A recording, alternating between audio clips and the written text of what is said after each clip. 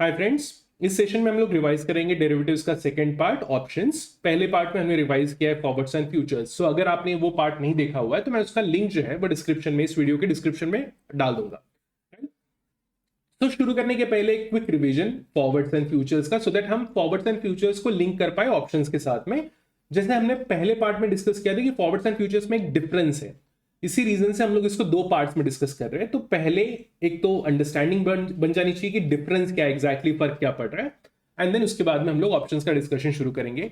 यहाँ पे कोई भी थियरी डिस्कशन हम लोग नहीं करेंगे। सो थियरी को कंप्लीटली जो थियरी के सेशंस होंगे उनमें कवर करेंगे। सो यहाँ पे उसको जबरदस्ती मिक्स करने की कोई रिक्वायरमेंट नहीं है। राइट, चलो शुरू करते हैं। सो फॉरवर्ड्स एंड फ्यूचर्स में हमने सबसे पहले डिस्कस किया कि फॉरवर्ड्स एंड फ्यूचर्स काम कैसे करता है। उसके लिए हमने एक लेमेंस वाला एग्जांपल लिया था, एक बेसिक जनरल एग्जांपल जो हम डेली लाइफ में देख सकते हैं। सो अगेन उसी टाइप का एक एग्जांपल मैं यहाँ पे यूज करता हूँ। से ए एंड बी बहुत अच्छे दोस्त हैं और उन्हें एक सट्टा लगाया है, और सट्टा ये है कि विराट कोहली क्रिकेट मैच में 50 के ऊपर स्कोर करेंगे, VK, राइट। सो 50 के ऊपर स्कोर करेंगे, ये दोनों के बीच में सट्टा है। ए का बोलना है कि विराट कोहली का स्कोर जो है वो 50 के नीचे रहेगा, और बी का बोलना है कि 50 के ऊपर रहेगा। 50 या 50 के ऊपर, अभी फिलहाल के लिए इतना इंटैंगल करने की जरूरत नहीं कि 50 आया तो क्या होगा, अब मान के चलो थोड़ा सा, ठीक है। सो ए का बोलना है कि 50 के नीचे विराट कोहली का स्कोर रहेगा, बी का बोलना है विराट कोहली का स्कोर 50 के ऊपर रहेगा, राइट।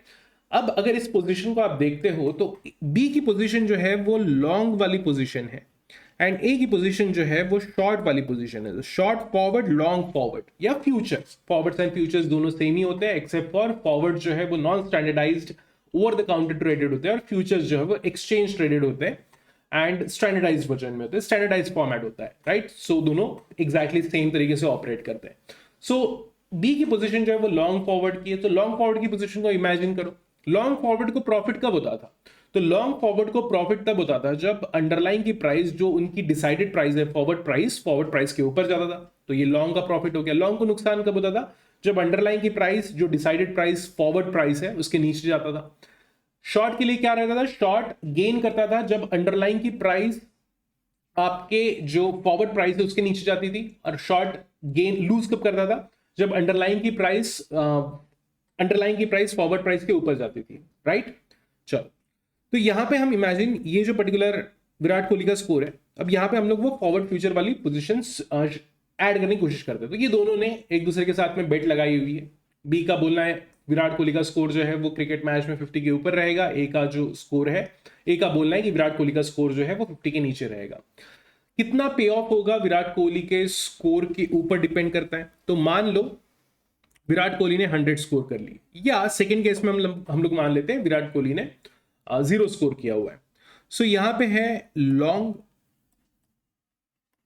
एंड यहां पे है ए शॉर्ट।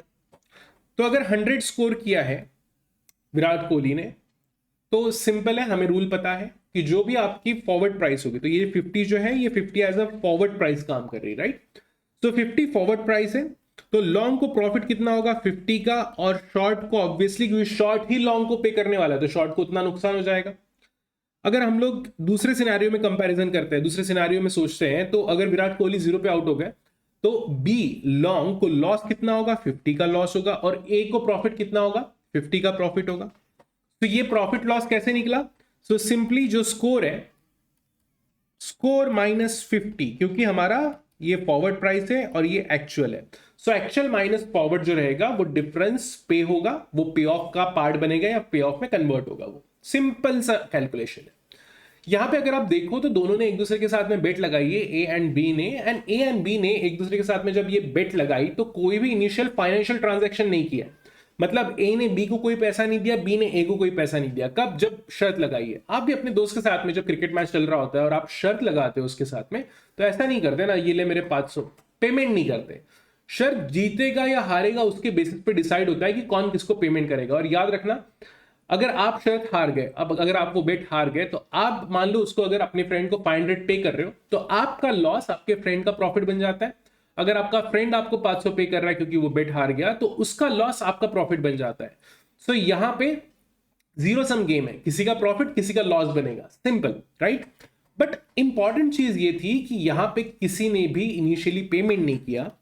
सो फॉरवर्ड में there is no initial payment, initial payment, no initial payment.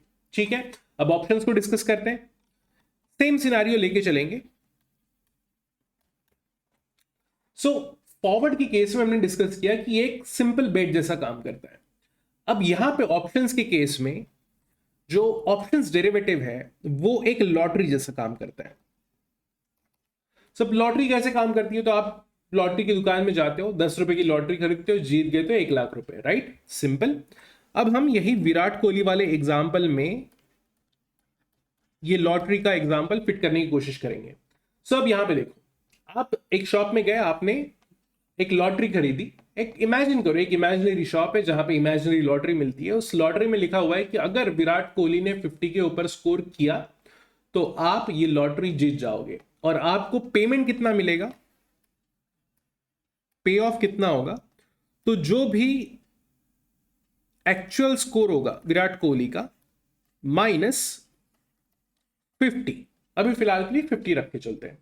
तो आपने ये लॉटरी खरीदी, लॉटरी को परचेस करने के लिए परचेस प्राइस, आपने ये लॉटरी खरीदी है 10 रुपए में। ठीक है, सो 10 रुपए में आपने लॉटरी खरीदी। ऑब्वियसली लॉटरी को खरीदने के लिए कुछ तो पेमेंट करना पड़ेगा, फ्री में लॉटरी नहीं उठा के लेके आ सकते, नहीं तो सारी उठा के लेके आ जाते हैं, राइट। तो यहां पे देखो, सो पहली बात तो कब जीतोगे आप लॉटरी, अगर एक्चुअल स्कोर विराट कोहली का 50 के ऊपर गया। व्हाट इफ विराट कोहली का स्कोर 50 के नीचे ही रह गया, तो फिर कोई टेंशन नहीं है, आप हार गए, मतलब आपकी लॉटरी हार गए, आपको कोई एडिशनल पेमेंट नहीं करना। ये जो आपने 10 का पेमेंट किया हुआ है ये मोर देन सफिशियंट है। अब यहां पे टाइम क्या आएगा, टाइम आएगा वो जो क्रिकेट मैच खत्म होने के लिए जो टाइम है। मान लो क्रिकेट मैच शुरू हो चुका है, आपने लॉटरी खरीदी, 10 रुपए पे किए, लॉटरी के ऊपर लिखा हुआ है विराट कोहली ने अगर 50 के ऊपर स्कोर किया तो आपको लॉटरी से पैसा मिलेगा, कितना मिलेगा, एक्चुअल -50, एक्सक्यूज मी। एंड जो टाइम पीरियड है, मान लो 3 घंटे का मैच बचा हुआ है, तो ये टाइम पीरियड हो गया आपका 3 आवर्स का। Very simple, very straight forward. अब यहां पे लॉन्ग एंड शॉर्ट पोजीशन, ये लॉटरी एक ऑप्शन है, ठीक है, लॉटरी एक ऑप्शन है। तो ये आपने लॉटरी खरीदी है, तो जैसे हमने पिछले सेशन में डिस्कस किया था, तो लॉन्ग जो भी परचेस कर रहा है वो लॉन्ग बन जाएगा। इसको बेचेगा कौन, तो शॉर्ट बेचेगा। ठीक है, सिंपल है।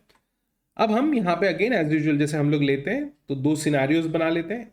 रुको रुको रुको, हाँ, 2 सिनेरियोज बना लेते हैं। विराट कोहली ने 100 स्कोर किया और विराट कोहली 0 पे आउट हो गए। 2 सिनेरियोज है। यहां पे एक लॉन्ग ऑप्शन, कौन सा ऑप्शन है अभी नहीं बता रहा हूं मैं, बस थोड़ी देर में उसको डिस्कस करेंगे। Long option, short option. जो शॉपकीपर है जिसने आपको ये लॉटरी बेची है, तो वो शॉर्ट हो गया क्योंकि वो बेच रहा है, सेलर इज शॉर्ट।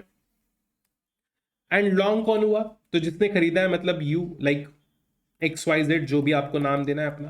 ठीक है, तो आपने लॉटरी खरीदी, शॉपकीपर ने आपको लॉटरी बेची है। अब मान लो कि विराट कोहली ने स्कोर किया है 50 का, तो आपको पे ऑफ मिलेगा 50 का, और ये पे ऑफ कौन पे करेगा, शॉपकीपर, शॉर्ट पोजीशन होल्डर।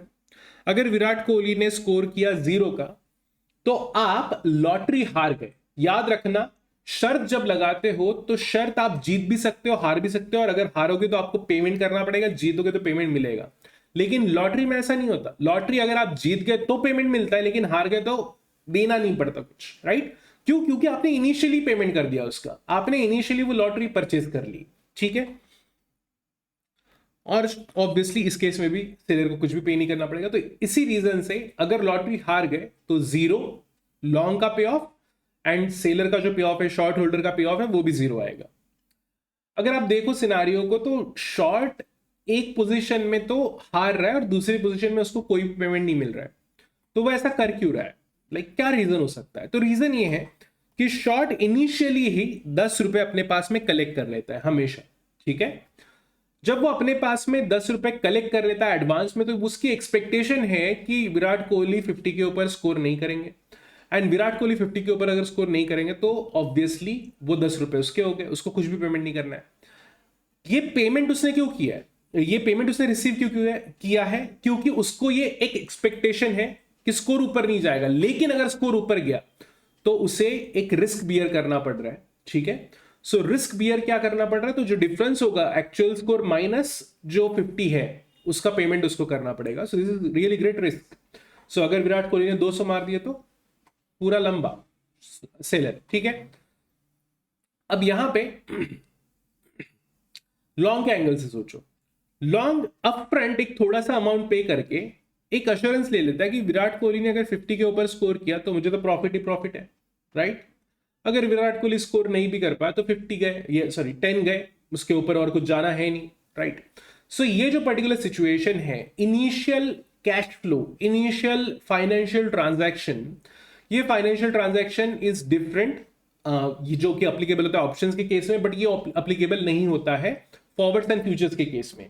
तो याद रखना, forwards and futures there is no initial financial transaction, there is no initial cash flow, लेकिन जब एक्चुअल में रिजल्ट आएगा, जब एक्चुअल में सेटलमेंट डेट आएगी, तो लॉन्ग भी जीत सकता है, शॉर्ट भी जीत सकता है, कैश फ्लो दोनों की तरफ हो सकता है, मतलब किसी का किसी की भी तरफ हो सकता है, लॉन्ग शॉर्ट को पे कर सकता है, शॉर्ट लॉन्ग को पे कर सकता है, वेरी सिंपल, राइट।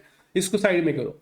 अब आते हैं ऑप्शंस की तरफ। ऑप्शंस के केस में इनिशियल लॉन्ग ही हमेशा शॉर्ट को पेमेंट करेगा, लॉटरी खरीदने के लिए शॉर्ट को हमेशा पेमेंट किया जाएगा, एंड जब लॉटरी की वो मैच्योरिटी डेट आ जाएगी, जो सेटलमेंट डेट है वो डेट आ जाएगी, या एक्सपायरेशन डेट भी बोलते हैं, वो डेट आएगी, उस पर्टिकुलर डेट पे ये डिसाइड किया जाएगा कि कौन जीता। अगर लॉन्ग जीता तो लॉन्ग को सब्सटेंशियली पेमेंट आएगा, लॉन्ग हार गया तो then there is no payment, simple है, राइट। अभी हमने एक लॉटरी डिस्कस की जिस लॉटरी की प्रॉपर्टी है कि लॉन्ग तब जीतेगा जब अंडरलाइंग प्राइस यानी कि विराट कोहली का स्कोर 50 के ऊपर जाएगा, सो वो डिफरेंस गेन करेगा। ऐसा भी तो हो सकता है, लॉटरी थोड़ी उल्टे साइड की भी तो हो सकती है कि विराट कोहली का जो स्कोर है, ये सेकंड सिनारियो है, ये फर्स्ट सिनारियो है, विराट कोहली का जो स्कोर है वो 50 के नीचे रह जाए, this is also possible, right. So Virat Kohli का स्कोर अगर 50 के नीचे रह गया तो सेम सिनारियो में जो पे ऑफ होगा, इसमें भी अगेन हम दो चीजें ले लेते हैं, 100 एंड 0। अगर 100 होता है तो आपने लॉटरी कौन सी खरीदी है, लॉटरी में आप तब जीतोगे विराट कोहली का स्कोर, तब जीतोगे जब विराट कोहली का स्कोर 50 के नीचे रह जाए। सो अगर 100 स्कोर कर लिया विराट कोहली ने, then there is no cash flow या पे ऑफ, आप हार गए, क्योंकि आपकी लॉटरी है कि नीचे जाएगा, विराट कोहली का स्कोर 50 के नीचे रहेगा। एंड अगर 0 हुआ तो आप एज ए लॉन्ग आपको मिलेगा 50, कौन पे करेगा, तो शॉर्ट पे करेगा, तो ये आ गया 50-50, वेरी सिंपल, राइट। तो अब यहां पे ये एक हमने स्पेसिफिक लॉटरी का डिस्कशन किया, अब यही लॉटरी को मैं धीरे धीरे एक ऑप्शन में कन्वर्ट कर दूंगा, ठीक है। लॉन्ग एंड शॉर्ट पोजीशन हमेशा लॉन्ग एंड शॉर्ट पोजीशन ही होती है ऑप्शंस के केस में। ये जो 50 है, इस 50 का एक स्पेसिफिक नाम है, इसको बोलते हैं स्ट्राइक प्राइस या एक्सपायरेशन प्राइस। एंड वीके का स्कोर है ना ये, ठीक है, इसकी जगह पे हम लोग वीके एक शेयर प्राइस मान लेते हैं, एक शेयर मान लेते हैं, और ये जो है ये है शेयर प्राइस, तो ये 50 रुपीज बन गए। तो वीके एक शेयर है, उस शेयर की प्राइस अगर 50 के ऊपर गई तो पे ऑफ होगा, अगर 50 के नीचे रही तो पे ऑफ नहीं होगा, simple transaction, simple and straight forward. इसको डिनोट करते वक्त डिनोट किया जाता है, जो स्ट्राइक प्राइस है, स्ट्राइक प्राइस को डिनोट करते हैं एक्स, एंड ये वीके जो है मतलब अंडरलाइन जो है वो हो गई S0 मतलब अंडरलाइन की प्राइस, वीके अभी हमने शेयर मान लिया, राइट। सो शेयर की प्राइस 50 के ऊपर गई तो आपको पे ऑफ मिलेगा एज ए लॉन्ग, शॉर्ट वो आपको पे ऑफ पे करेगा। इससे यहां पे फॉर्मूला क्या बनता है, actual, that is S0 minus x, ये आ गया आपका फॉर्मूला, सिंपल। अगर 100 जाता है तो आपको पे ऑफ मिलेगा, वो शॉर्ट आपको पे ऑफ पे करेगा, और अगर 50 के नीचे रहता है, 0 रहता है, तो 0 देयर इज नो पे ऑफ। ये मान लो 48 भी स्कोर किया तो भी आप लॉटरी हार गए, ठीक है, तो भी आप ऑप्शन हार गए। ये जो आप अपफ्रंट पेमेंट करते हो, एक लॉन्ग जो अपफ्रंट पेमेंट करता है उसे कहते हैं प्रीमियम, एंड ये जो है जितने टाइम में ये ऑप्शन मैच्योर होने वाला है उसे कहते हैं टाइम टू एक्सपायरी, ठीक है, एक्सपायरेशन टाइम, ठीक है। अब वैसे ही सिमिलरली आप यहां पे भी एडजस्ट कर लो सब। शेयर प्राइस जो है वो 50 के अगर ऊपर गई तो हमारा पहला केस था, 50 के नीचे गई तो हमारा दूसरा केस है, एंड देन उसके बाद में 100 and 0, and then you have again pay off वाली सिचुएशन। अब ये जो ऊपर साइड वाली बेटिंग है ना, या ऊपर साइड वाली लॉटरी है, जिस लॉटरी में टर्म ये बोलती है कि स्कोर या शेयर प्राइस ऊपर जाएगा, उसको कहते हैं कॉल ऑप्शन। ठीक।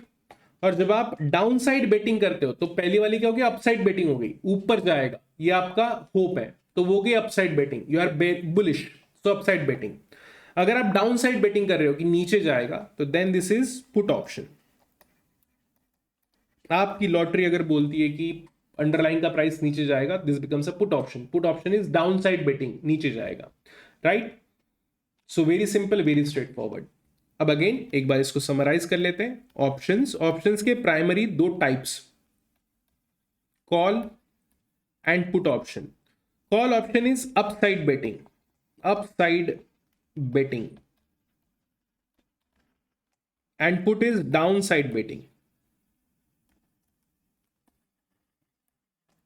ऑब्वियसली ये दोनों के ही केस में एक खरीदने वाला होगा जिसे हम लॉन्ग कहते हैं, और एक बेचने वाला होगा जिसे हम शॉर्ट कहते हैं। ठीक है, शॉर्ट इनिशियली पेमेंट कर लेता है, पेमेंट रिसीव कर लेता है ऑप्शन को बेचने के लिए, एंड अगर ऑप्शन जीत जाते, exactly like lottery seller, lottery seller initially payment collect कर लेता है और जो भी जीतता है उसको पेमेंट करता है, सेम।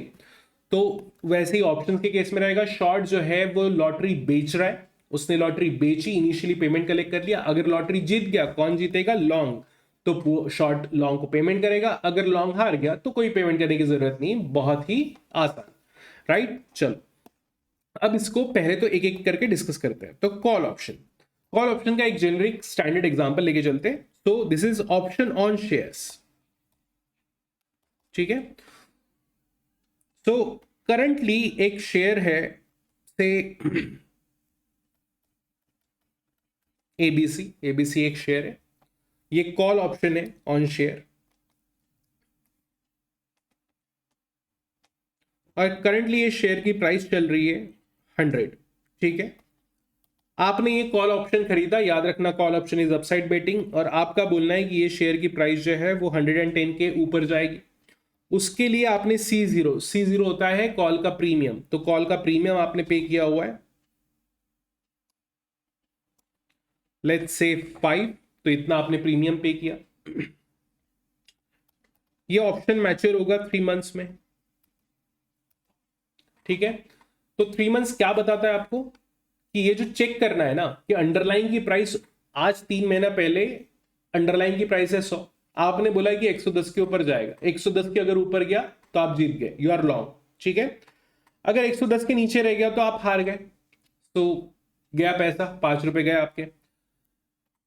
ये चेक कब करेंगे कि ऊपर गया या नीचे गया, तो हम चेक करेंगे 3 महीने के एंड में, जब हमारा 3 मंथ्स एंड होता है तब। अब यहां पे सिनारियो समझो, ये है अंडरलाइन की प्राइस, अभी अंडरलाइन चल रहा है 100, और यहां पे 3 मंथ्स खत्म होते हैं, T3M, 3 महीने खत्म टी में। ठीक है, और आपका जो बेट है वो बेट है 110 का। ठीक है, ये है 110। अगर मान लो ये जो प्राइस है, ये प्राइस ऊपर गई और आपके T3M तक के नीचे अगर आ गई, ठीक है, तो आप बेट हार गए।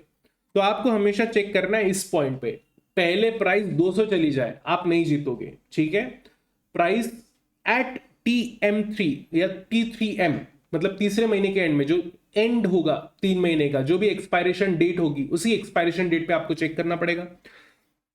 अगर उल्टा होता है तो मान लो ये प्राइस नीचे ही रहती लेकिन सडनली यहाँ पे ऊपर पहुंच गई, और ऊपर ये इतनी ऊपर पहुंची कि से 140 पहुंच गई, तो फिर आपको जो पे ऑफ होगा वो पे ऑफ होगा ये डिफरेंस, सिंपल। सो पे ऑफ कितना होगा, S0 140 माइनस आपने बेट कितने की लगाई थी 110, that is your strike price, this is your strike price, this is your S0।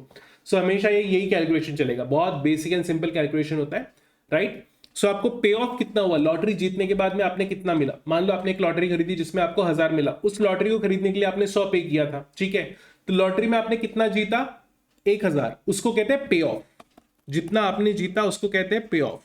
But actual में आपका प्रॉफिट कितना हुआ, तो लॉटरी खरीदने के लिए आपने 100 का पेमेंट किया था और जीता कितना है 1000, तो आपका एक्चुअल प्रॉफिट कितना हुआ 900। सो पे ऑफ माइनस प्रीमियम पेड, सो ये है आपका प्रीमियम पेड।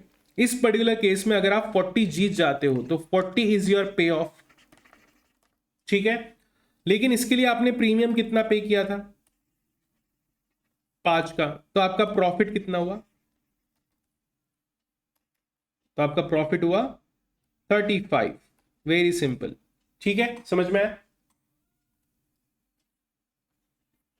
ठीक, चलो, तो ये हो गया कॉल ऑप्शन।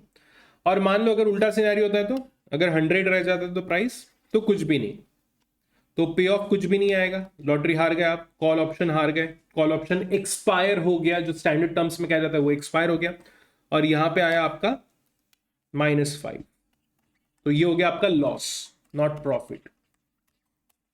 ठीक है, चलो, तो यहां पे आ जाओ फिर से वापस, ये है call option, call option is upside betting.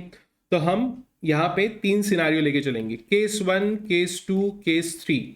पहले केस में अंडरलाइन की जो प्राइस है एट T3M, मतलब तीसरा महीना जब खत्म हुआ, एक्सपायरेशन डेट जो थी उस पर्टिकुलर डेट पे प्राइस थी 100,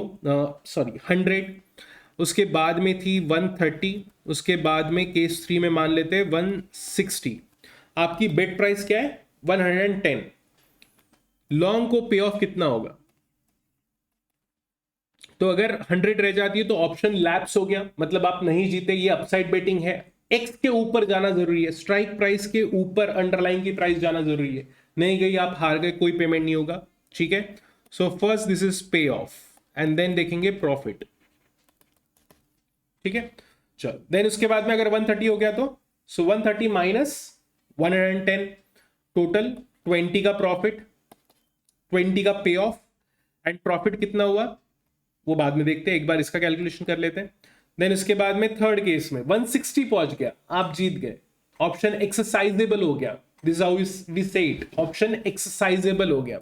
सो आपने ऑप्शन एक्सरसाइज कर लिया, तो एक्सरसाइज किया तो 160 माइनस 110, 50। ठीक है, अब अगर किसी के दिमाग में ये आ रहा है जिसने ऑब्वियसली ऑप्शंस पहले पढ़ के रखा हुआ है, right to buy, right to sell, वो सब क्यों नहीं पढ़ा रहे, तो ये रिवीजन सेशन है। रिवीजन सेशन में एकदम ईमानदारी से बोलो तो आपको वो right to buy, right to sell वाला जो प्रिंसिपल है कि call is right to buy and put is right to sell, उसकी जरूरत नहीं, उस एंगल से समझने की जरूरत नहीं है, क्योंकि आपको एग्जाम में कैलकुलेशंस परफॉर्म करने रहेंगे। तो ये जो पर्टिकुलर इंफॉर्मेशन है, ये जो तरीका है, ये ज्यादा इंपॉर्टेंट या ज्यादा यूजफुल है क्वेश्चन सॉल्व करने के हिसाब से। वो जो हम पढ़ते हैं right to buy, right to sell वाला पोर्शन, वो अंडरस्टैंडिंग के हिसाब से अच्छा है। ठीक है, चलो, अब यहां पे आते हैं, यहां पे आपको सोचते वक्त कॉल ऑप्शन को upside betting and put option को डाउनसाइड बेटिंग, बस इतना ही समझ के चलना है। देन उसके बाद में आते हैं हम लोग प्रॉफिट की तरफ। प्रॉफिट में आता है, पहले तो आपने ये जो लॉन्ग है, लॉन्ग ने पेमेंट किया हुआ था इनिशियली, प्रीमियम पे किया हुआ था 5 का, यहां पे पे ऑफ मिला 0 और पेमेंट किया हुआ था 5 का, तो -5, ये हो गया उसका लॉस। ठीक है, दूसरे केस में पे ऑफ आया 20 का, ऑप्शन जीत गया, ऑप्शन एक्सरसाइज कर दिया, 20 का पे ऑफ आया, प्रीमियम एक पे किया था 5 का, तो नेट प्रॉफिट कितना हुआ 15 का। जब अगर केस 3 की डिस्कशन करें तो 160 वो आता है प्राइस, 160 के केस में पे ऑफ आता है 50, और प्रीमियम कितना पे किया था इसके लिए 50 का, सॉरी 5 का, तो नेट प्रॉफिट कितना हुआ 45 का। राइट, बहुत सिंपल है। यही अगर शॉर्ट की पोजीशन आपको देखनी है तो शॉर्ट के लिए कैसा होगा कैलकुलेशन, कुछ भी नहीं, बस अपोजिट। शॉर्ट ने इनिशियली पेमेंट कलेक्ट करके रखा हुआ था, तो उसको इनिशियली कोई भी पे ऑफ नहीं कर रहा है। हमेशा याद रखना, शॉर्ट के लिए अगर पे ऑफ होगा या तो 0 होगा या निगेटिव पे ऑफ होगा। ये है पे ऑफ, क्यों, क्योंकि ये लॉन्ग को ही पेमेंट मिल सकता है, जो लॉटरी खरीद रहा है वही जीत सकता है, शॉर्ट कभी भी लॉटरी जीत नहीं सकता। ठीक है, दूसरे केस में एग्जैक्टली इसका निगेटिव, तो लॉन्ग को जो 20 मिल रहा है वो कौन पे कर रहा है, शॉर्ट पे कर रहा है। लॉन्ग को जो 50 मिल रहा है वो कौन पे कर रहा है, शॉर्ट पे कर रहा है, सिंपल। और प्रॉफिट कितना हुआ यहां पे +5, तो शॉर्ट ने पहले ही 5 रुपए कलेक्ट करके रखे हुए, राइट।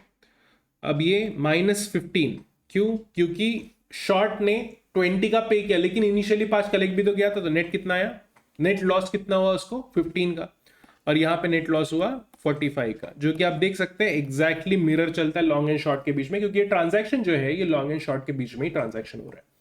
ओके, सो ये हो गया आपका पहला पार्ट, पहला discussion relating to call option. Then देखते हैं अब short option, sorry put option. Put option में भी वैसे ही एग्जांपल लेके चलते हैं। S0 चल रहा है 100 का, स्ट्राइक प्राइस है आपकी 110 की, टाइम टू एक्सपायरी है 3 मंथ्स का। ये स्टॉक ABC जो भी आपको जैसा भी लगे, अपनी अपनी श्रद्धा। ठीक है, चलो तब हम लोग अगेन केस 1 ले लेते हैं, केस 2 ले लेते हैं, केस 3 ले लेते हैं। केस 1 में प्राइस पहुंच गई 70, नीचे चले गया। याद रखना put option is down side betting. कब जीतोगे आप? जब अंडरलाइन की प्राइस जो है वो स्ट्राइक प्राइस के नीचे रहेगी। दूसरे केस में 90, तीसरे केस में 115। लॉन्ग आपने क्या खरीद के रखा है? पुट, डाउन साइड बेटिंग, नीचे गया तो प्रॉफिट होगा या पे ऑफ मिलेगा। तो पहले डिस्कस करते हैं पे ऑफ। लॉटरी कितना जीतोगे? जीतोगे कितना? तो 110 माइनस 70, ठीक है, दैट इज एक्स, मतलब स्ट्राइक प्राइस माइनस अंडरलाइन की प्राइस। सो एक्स माइनस एस। यहां पे कॉल के केस में एस माइनस एक्स होता है, राइट? ये एस माइनस एक्स, ठीक है, यहां पे एक्स माइनस एस। बोलो सबसे पहले लॉन्ग का पे ऑफ।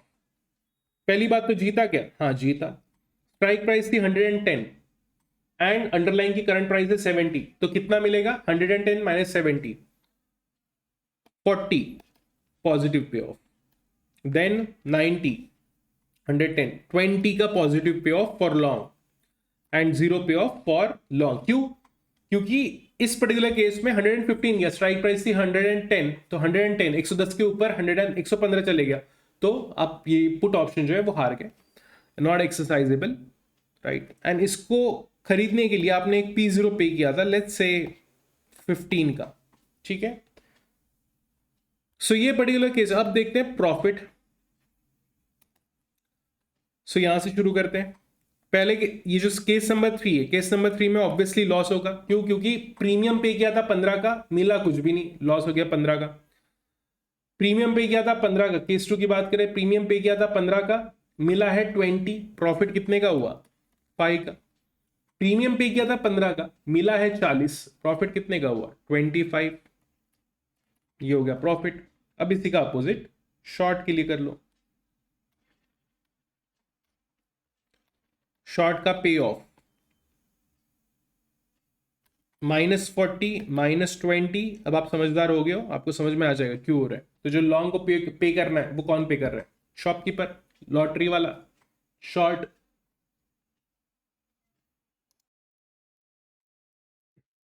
अब प्रॉफिट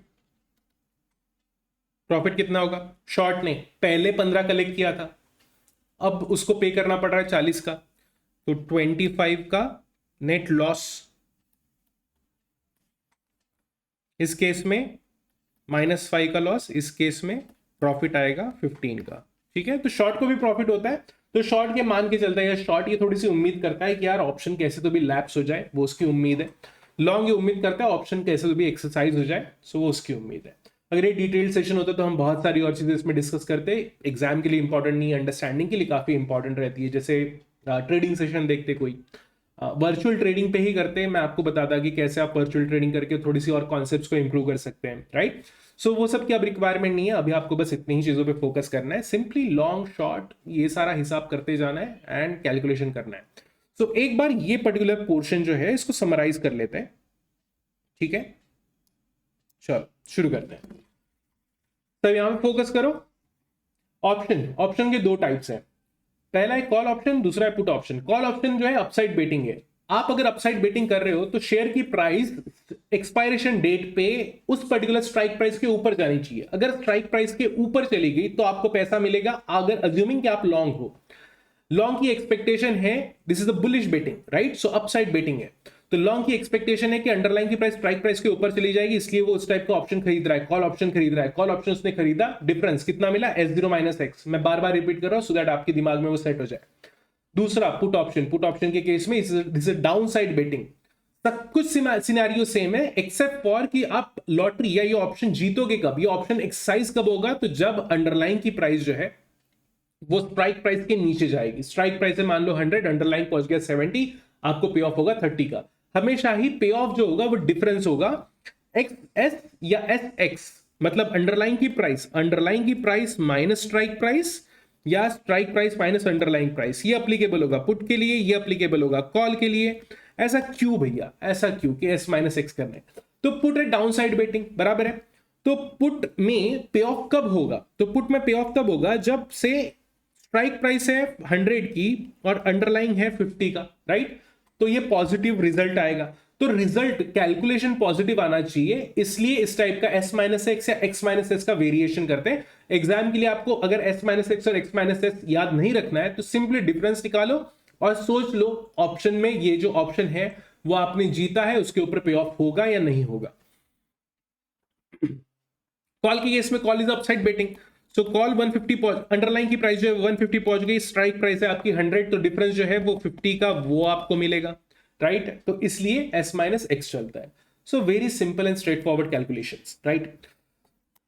ये हो गया लॉन्ग का सिनारियो। तो लॉन्ग को पेमेंट कौन कर रहा है, तो शॉर्ट।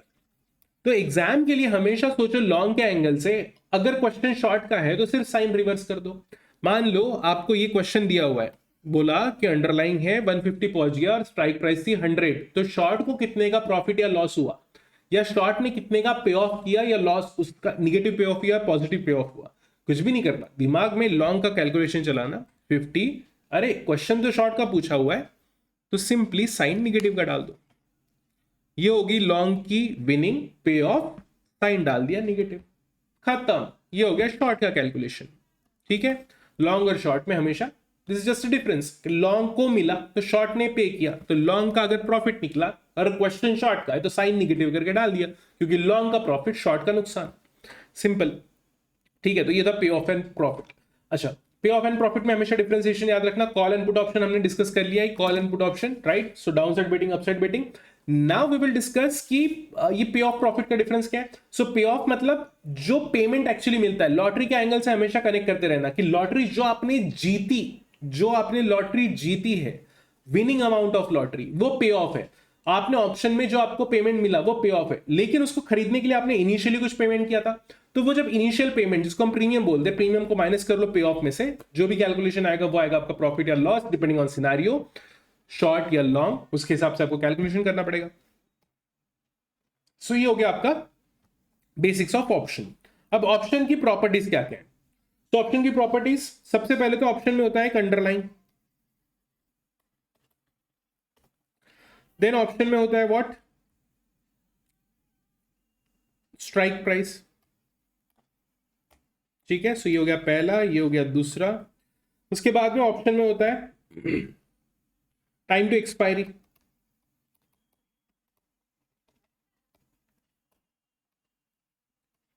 फोर्थ होता है, ये मैं ना एग्जैक्टली क्योंकि ये जो टर्म्स है, टर्म्स इंटरचेंजेबली यूज होते हैं, time to expiry, expiration date, maturity date, ये सब जो है डिपेंडिंग ऑन, जैसे सीए में क्वेश्चन में सब सब चेंज कर करके पूछते हैं, तो आपको याद रखना है, ठीक है, कि सारी एक ही चीजें।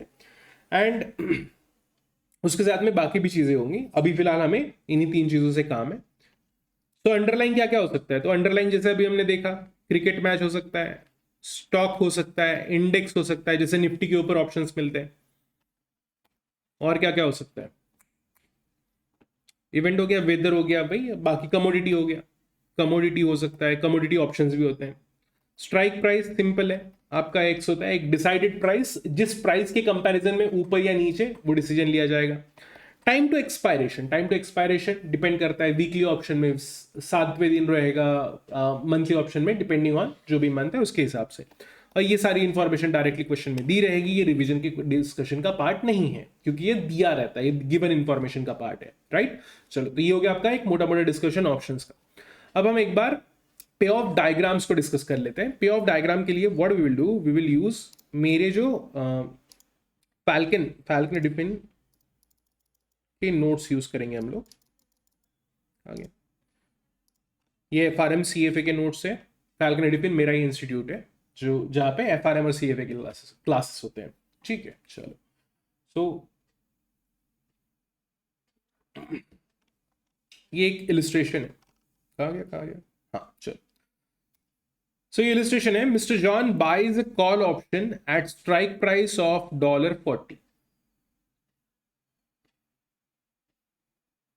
बाय पेइंग प्रीमियम 5 का, मतलब $40 उसकी एक्स है, वो एक्स नहीं, स्ट्राइक प्राइस वाली एक्स, और ये जो है ये उसने प्रीमियम पे किया हुआ है, Mister Don who is seller, ठीक है। सो लॉन्ग ये है एंड डॉन जो है वो है शॉर्ट।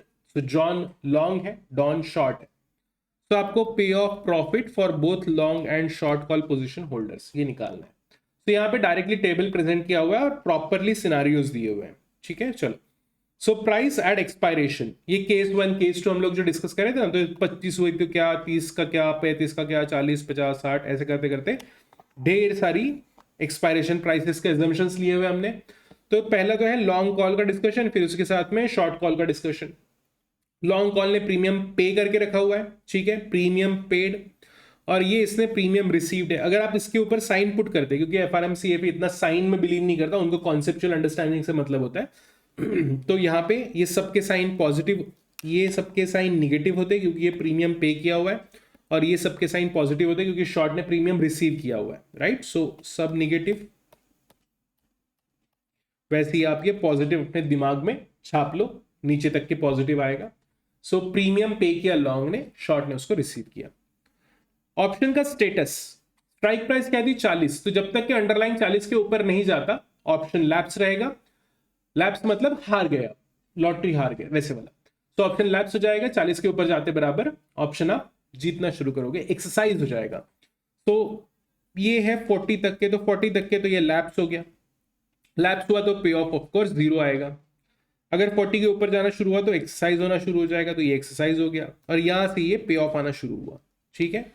और पे ऑफ हमेशा डिफरेंस रहेगा, आप कैलकुलेट करके देख सकते हो। 40 माइनस, जैसे अगर इसका एग्जांपल ले तो 40 माइनस 65 25 आंसर आता है, एकदम बराबर ही होगा, क्योंकि मैंने जब ये बनाया था तो एक्सेल यूज किया था, तो एक्सेल में गलती की नहीं होगी, राइट। चलो, और ये आ गया आपका प्रॉफिट। सो ये पे ऑफ एंड ये है प्रॉफिट। सो प्रॉफिट के लिए ऑब्वियसली आपको प्रीमियम पेड जो है वो माइनस करना पड़ेगा। तो ये जो प्रीमियम पेड है ये माइनस कर दिया, पे ऑफ 0 था तो ये निगेटिव, तो ये आपका लॉस बन गया इतना, ठीक, गॉट इट।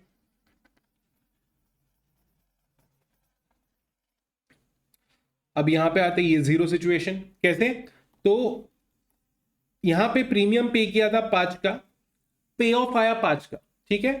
जितना पे किया उतना ही पे ऑफ में मिल गया, तो नेट प्रॉफिट हुआ 0, ठीक है। एंड उसके बाद में यहां पे आपको प्रॉफिट आना शुरू हुआ, सिंपली कुछ भी नहीं, 25 माइनस 5, 20 माइनस 5, 15 माइनस 5, 10 माइनस 5, वैसे करते करते ये आपका कैलकुलेशन आ गया।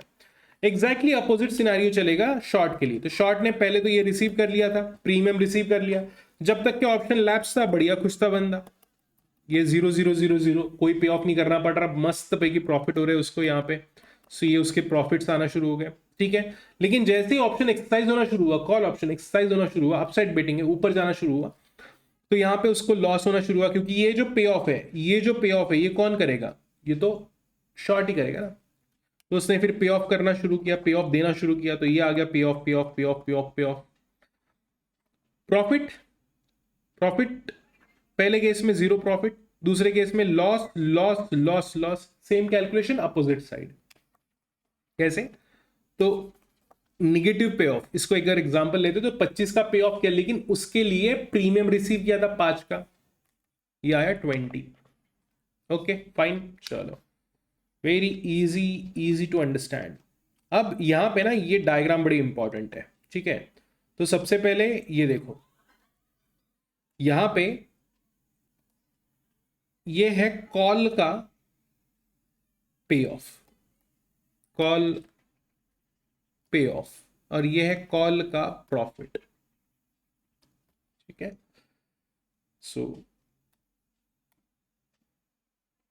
इसको हाइलाइटर से ये कर देता हूं मैं, अरे हाइलाइटर नहीं, एक सेकेंड, ये आपका प्रॉफिट, तो ये कॉल का, ये सॉरी एक सेकेंड, चलो, तो पोजीशन है लॉन्ग, पहला वाला जो पार्ट है, ये जो दोनों ऊपर जा रहे हैं ये पोजीशन है लॉन्ग। कैसे, तो देखो कुछ भी नहीं, यही इसी को प्रेजेंट किया हुआ है, तो यहां तक के पे ऑफ है 0, ये है 0, तो ये है आपकी स्ट्राइक प्राइस, 40 की स्ट्राइक प्राइस, तो यहां तक के पे ऑफ चलेगा 0, यह आ गया आपका 0 वाला पॉइंट, और फिर यहां से कहानी ऊपर बढ़ना शुरू हो जाएगी, तो यहां से प्रॉफिट आना, पे ऑफ पॉजिटिव आना शुरू होगा, तो ये जैसे 5 10 25, ठीक है। तो जैसे आप 65 के लिए देखोगे तो ये 65 है, तो ये देखो, तो यहाँ पे कुछ 25 आएगा इस तरीके से, ये आया बराबर, राइट। तो जैसे जैसे स्ट्राइक प्राइस के ऊपर जाते जाएगा सिनेरियो, जैसे जैसे आपके अंडरलाइन स्ट्राइक प्राइस के ऊपर जाते जाएगी, वैसे वैसे आपका प्रॉफिट जनरेट होना शुरू होगा, पे ऑफ जनरेट होना शुरू होगा।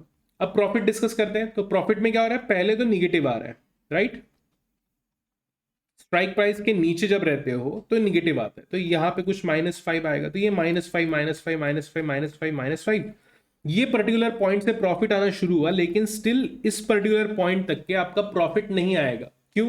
क्योंकि जितना प्रीमियम पे किया था वो इसमें सेटल हो गया। 45 का जो पॉइंट है, ये 45 का पॉइंट, इसका प्रॉफिट 45 के पॉइंट पे प्रॉफिट कितना था, 0 का, ठीक है। अब यहां से जब आप आगे बढ़ते हो तो ये पर्टिकुलर पॉइंट को देखो, 65 पे प्रॉफिट 20 आ रहा है, देखो 65 पे प्रॉफिट 20 आ रहा है, ठीक है। अब उल्टा प्लॉट करते हैं शॉर्ट के लिए, तो हमेशा याद रखना लॉन्ग के लिए जो भी ग्राफ बनता है शॉर्ट के लिए उसका उल्टा बनता है। तो जैसे लॉन्ग का पे ऑफ ऐसे बना है ना, तो शॉर्ट का पे ऑफ क्या बनेगा, ये ऐसे, इस तरीके से, ठीक है। लॉन्ग का प्रॉफिट बना ऐसे, तो शॉर्ट का प्रॉफिट लॉस डायग्राम बनेगा या ग्राफ बनेगा इस तरीके से, ओके। चलो, तो शॉर्ट का भी एक बार डिस्कस कर लेते हैं। Short premium receive receive receive receive receive receive पूरा यहां पे रिसीव किया। अगर पे ऑफ की बात करें तो 0 0 0 0 0 पे ऑफ, और फिर सडनली निगेटिव पे ऑफ आना शुरू हुआ, तो 0 0 0 0 0 पे ऑफ, और फिर निगेटिव पे ऑफ आना शुरू हुआ। कैसे? जैसे अंडरलाइन प्राइस स्ट्राइक प्राइस के ऊपर पहुंची तो निगेटिव पे ऑफ आना शुरू हो गया। चलो नेक्स्ट, प्रॉफिट, पहले प्रॉफिट है, फिर 0, फिर लॉसेस। देखो ये प्रॉफिट आया पहले, ये पर्टिकुलर पॉइंट से लॉसेस जनरेट होना शुरू हुआ, इस पर्टिकुलर पॉइंट तक के 0, 45 पे 0, 45 पे 0, एंड देन उसके बाद में डिक्लाइन शुरू, ठीक है। चलो, तो ये डायग्राम वगैरह बनाने भी एग्जाम में आ सकता है, तो एक बार जस्ट देख के रखना चाहिए कि ये कैसे बनता है। तो ये किसका था, ये था कॉल का। अब देखेंगे हम लोग पुट का, ये है पुट का कैलकुलेशन। सो पुट का कैलकुलेशन अगेन एग्जैक्टली सेम चलता है, एक्सेप्ट फॉर कि आपके कैलकुलेशंस रिवर्स हो जाएंगे सारे के सारे।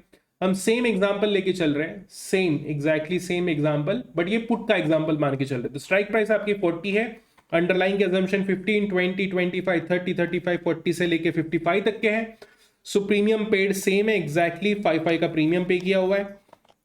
ऑप्शन का स्टेटस याद रखना, put option is down side betting, ये पुट ऑप्शन है। यहां पे भी दो पोजीशंस है, एक लॉन्ग है एक शॉर्ट है, एक खरीदने वाला एक बेचने वाला, ये लॉटरी है जो डाउन साइड की है, एक खरीदने वाला एक बेचने वाला, ये हो गया सेलर, ये हो गया बायर। तो ये क्योंकि ये डाउन साइड बेटिंग है, तो जब तक के अंडरलाइन की प्राइस 40 के नीचे है तब तक के एक्सरसाइज होगा, 40 या 40 के ऊपर गई तो लैप्स होना शुरू हो जाएगा। तो ये देखो 40 लैप्स लैप्स लैप्स लैप्स, जैसे ही 40 के ऊपर गया लैप्स, 40 के नीचे रहा तो ये एक्सरसाइज हो रहा है, ठीक है। प्रीमियम पे किया हुआ है 5 का, ऑब्वियसली अब आप स्मार्ट हो चुके हो, तो यहाँ पे लैप्स होते बराबर सारे पे ऑफ जो है वो 0 आएंगे। लेकिन जब ये नीचे रहेगा तो ऑब्वियसली पे ऑफ जनरेट होगा, किसके लिए, लॉन्ग के लिए हमेशा ही पॉजिटिव पे ऑफ जनरेट होगा, लॉन्ग के लिए कोई पॉसिबिलिटी नहीं कि निगेटिव पे ऑफ जनरेट हो। लॉन्ग को लॉस हो सकता है लेकिन निगेटिव पे ऑफ नहीं हो सकता। क्यों? क्योंकि लॉन्ग ने लॉटरी खरीदी है, लॉटरी खरीदने वाले को लॉटरी जब रिजल्ट आता है लॉटरी का तब लॉस नहीं हो सकता, तब उसको कोई पे नहीं करना है। चलो, तो ये देखो पे ऑफ की कैलकुलेशन आपको पता है, सिंपली एक एग्जांपल लेके चलते हैं। 40 की स्ट्राइक प्राइस है, अगर मान लो अंडरलाइन की price at the expiration is 15, तो 40 - 15 आंसर आता है 25, और ये आ गया आपका प्रॉफिट, ये है प्रॉफिट। प्रॉफिट सिंपली लॉन्ग के लिए उसको जितना मिला वो मिलने के लिए उसने कुछ पे किया था, सो पे of minus premium for long, तो ये आ गया आपका प्रॉफिट। एंड ऑब्वियसली जब कुछ भी नहीं मिला और सिर्फ पे ही पे किया तो लॉस आएगा। वैसे ही शॉर्ट के लिए अपोजिट पोजीशन है। अब आप स्मार्ट हो, आप ये बाकी का हिसाब लगा लो, आपने ऑलरेडी देख लिया है, ठीक है। तो अब ये इसके लिए देखते हैं डायग्राम कैसे बन रही है। लॉन्ग पुट, ठीक है। तो जब ये है आपकी स्ट्राइक प्राइस, ये है आपकी स्ट्राइक प्राइस, तो जब अंडरलाइन प्राइस स्ट्राइक प्राइस के ऊपर है तो लॉन्ग या शॉर्ट दोनों को ही पे ऑफ 0 है, कोई पे ऑफ नहीं करना। जैसे ही अंडरलाइन की प्राइस नीचे जाती है 40 के, लॉन्ग को पॉजिटिव पे ऑफ होना शुरू हुआ, और ऑब्वियसली वो लॉन्ग का पे ऑफ पे कौन करता है? शॉर्ट पे कर रहा है, तो ये शॉर्ट को निगेटिव पे ऑफ होना शुरू हुआ। प्रॉफिट को अगर कंसिडर करें तो लॉन्ग जो है वो इनिशियली अगर अंडरलाइन की प्राइस स्ट्राइक प्राइस के ऊपर रहती है तो यहां पे उसको लॉस होगा, जैसे ही नीचे आई, जैसे ही वो ये लॉटरी जीतने लग गया तो उसको प्रॉफिट होने लग जाएगा। शॉर्ट के एंगल से ये आ गया आपका प्रॉफिट जब तक के ऊपर, क्योंकि उसकी एक्सपेक्टेशन, पुट के केस में उसकी एक्सपेक्टेशन यही है कि अंडरलाइन की प्राइस ऊपर ही रहेगी। सो ये है ऊपर, तो वो प्रॉफिट जनरेट कर रहा है, और जैसे ही ये नीचे गया इधर, ठीक है, तो उसका लॉस जनरेट होना शुरू हुआ शॉर्ट के लिए। ठीक है, तो ये है प्रॉफिट एंड पे ऑफ डायग्राम्स आपकी। सो अब हम जंप करेंगे बुक में, एंड देन जो डिस्कशंस है वो एक एक करके देखेंगे। थियरी को पूरा का पूरा आप एक बार पढ़ लो, या हम लोग उसको थियरी के पोर्शन में कवर करेंगे। तो स्टॉक ऑप्शन, अभी जो हमने ऑप्शन देखा हुआ है वो स्टॉक ऑप्शन था। इंडेक्स ऑप्शन भी हो सकता है, निफ्टी 50 जैसा कुछ भी नहीं, एग्जैक्टली सेम काम करता है। स्टॉक की जगह पे इंडेक्स लगा देना, बाकी सारे प्रिंसिपल सेम काम करते हैं। ठीक है, then parties of the option, एक लॉन्ग होता है एक शॉर्ट होता है। प्रीमियम ऑफ ऑप्शन, जो एडवांस में लॉन्ग पे करता है शॉर्ट को टू परचेज दैट ऑप्शन, वो हो गया premium of option. Type of option, एक हमने डिस्कशन छोड़ दिया था जो था अमेरिकन ऑप्शन और यूरोपियन ऑप्शन का, तो कुछ भी नहीं, बहुत बेसिक सा डिस्कशन है। अभी हमने थोड़ी देर पहले डिस्कस किया कि भैया ठीक है, हमारा ऑप्शन है, स्ट्राइक प्राइस है 40 की, और आपकी पोजीशन है लॉन्ग, तो ये चेक कब करना है कि अंडरलाइन प्राइस जो है वो स्ट्राइक प्राइस के ऊपर है? 3 मंथ्स। ठीक है, तो ये आ गया T3 मंथ्स। ठीक, तो अब हमने डिस्कस किया था कि आपको यहां पे चेक करना है। ठीक है, बीच बीच में चेक नहीं कर सकते क्या बीच में बोल दिया अरे रे ऊपर गया मैं जीत गया मैं जीत गया, वैसा नहीं कर सकते। ठीक है, आपको अंडरलाइन की प्राइस को कंपेयर करना होगा स्ट्राइक प्राइस के साथ में at the time of maturity only. ठीक है, और ये है आपकी स्ट्राइक प्राइस 40। Got it? चलो, अब ये अंडरलाइन प्राइस ऐसे ऐसे ऊपर आई, ऐसे ऐसे यहां पे आ गई, यहां पे आके रुक गई,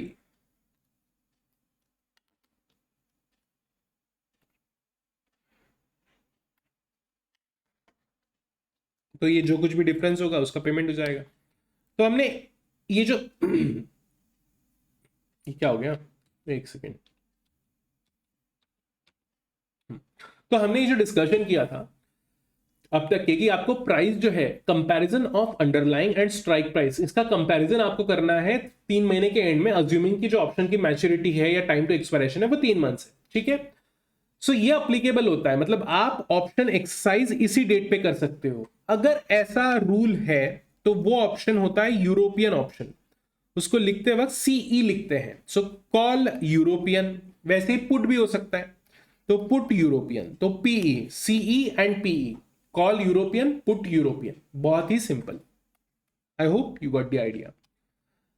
इसी के जैसा एक और ऑप्शन है जो है American option.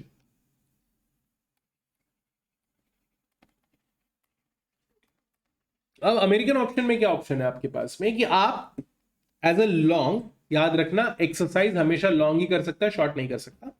As a long exercise आप एडवांस में भी कर सकते हो, मतलब एक्सपायरी के पहले कभी भी, ये पूरा जो लाइफ होता है ना ऑप्शन का, उस पूरी लाइफ में कभी भी एक्सरसाइज किया जा सकता है।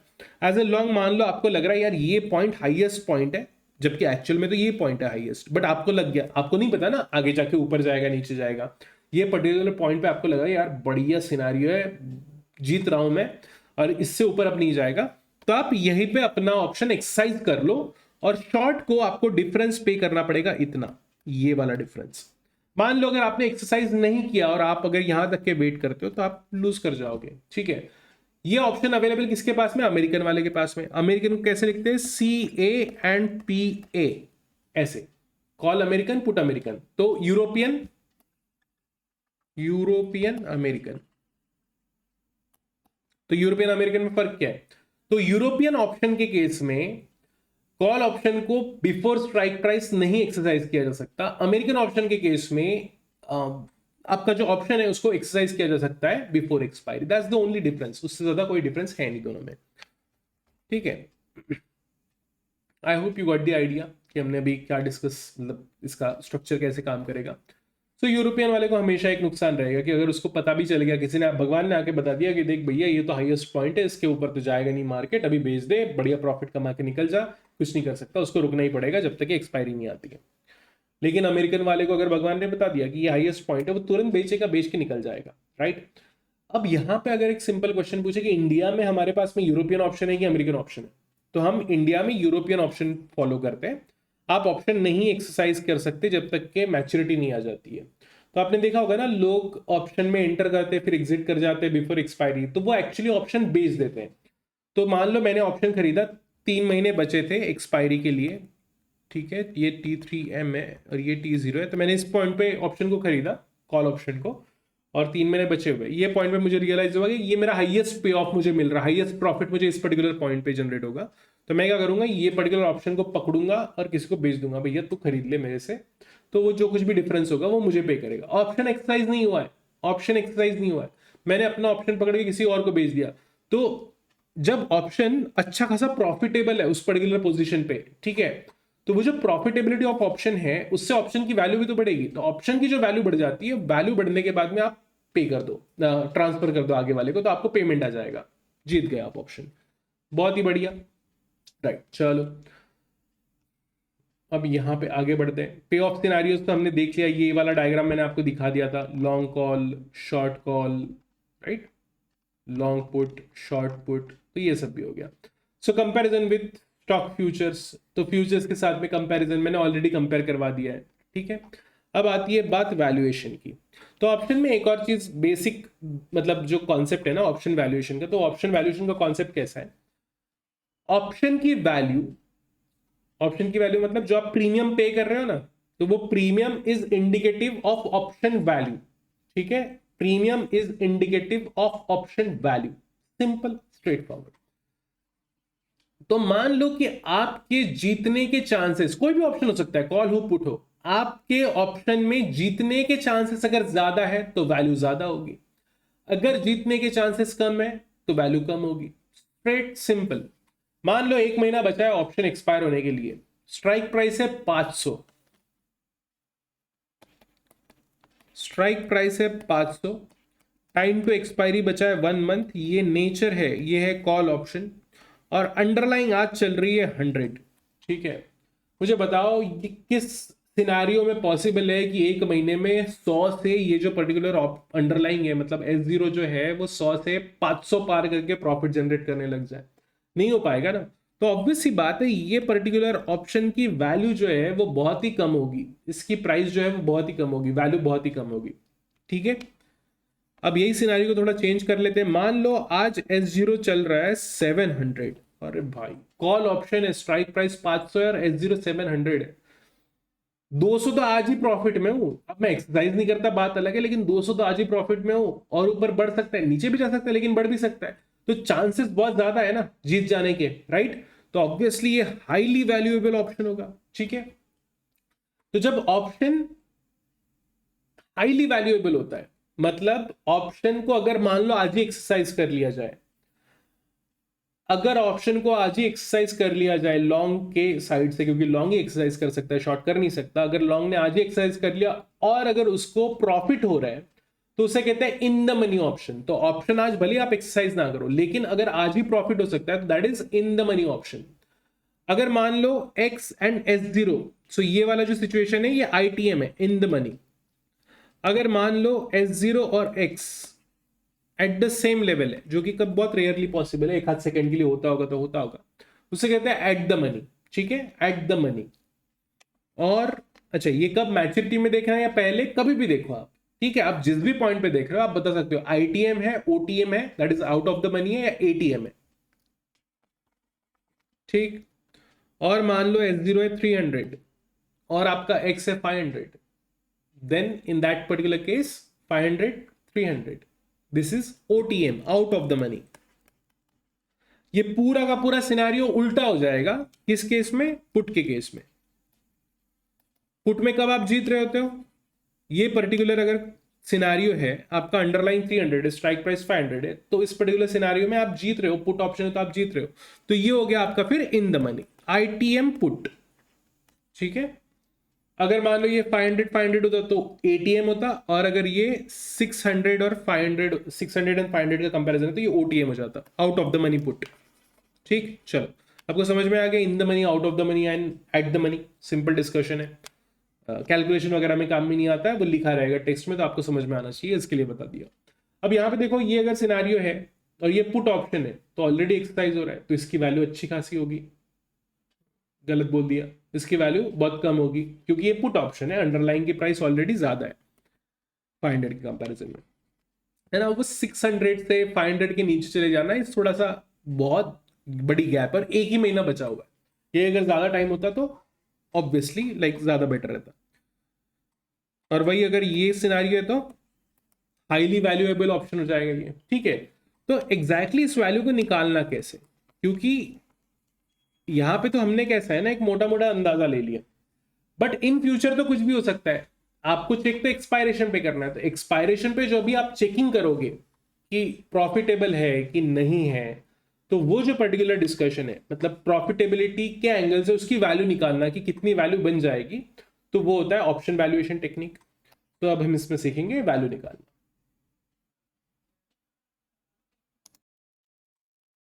ओके, सो वैल्यूएशन में हमारे पास में, एक सेकेंड, सो वैल्यूएशन में हमारे पास में जो टेक्निक्स अवेलेबल है, तो उसमें दो टेक्निक्स प्राइमरीली अवेलेबल है। सो पहला है बाइनोमियल ट्रीज ऑप्शन जो रहता है, तो binomial option pricing model,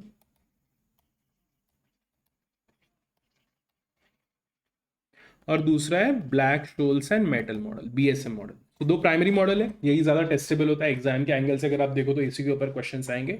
so these are option valuation या प्राइसिंग भी बोल सकते हो, ठीक है। वैल्यूएशन और प्राइसिंग एक ही चीज है, ठीक है। जो वैल्यू होगी वही प्राइस चार्ज करोगे अगर आप ऑप्शन को बेच रहे हो, खरीद रहे हो उस टाइम पे। नाउ ये दोनों जो मेथड्स है ना, इनको सिस्टमैटिकली या डिटेल में ही समझना जरूरी है। तो क्या करेंगे, अभी मैं क्विकली ओवरव्यू दे देता हूँ इस वीडियो में। इसी के साथ में मैं क्या करूंगा, एक बीएसएम और बाइनोमियल दोनों का एक कंबाइंड वीडियो या दोनों अलग अलग वीडियो, तो विद क्वेश्चन सॉल्व करेंगे डिटेल डिस्कशन के फॉर्मेट में, सो दैट आपको कॉन्सेप्ट अच्छे से समझ में आ जाए।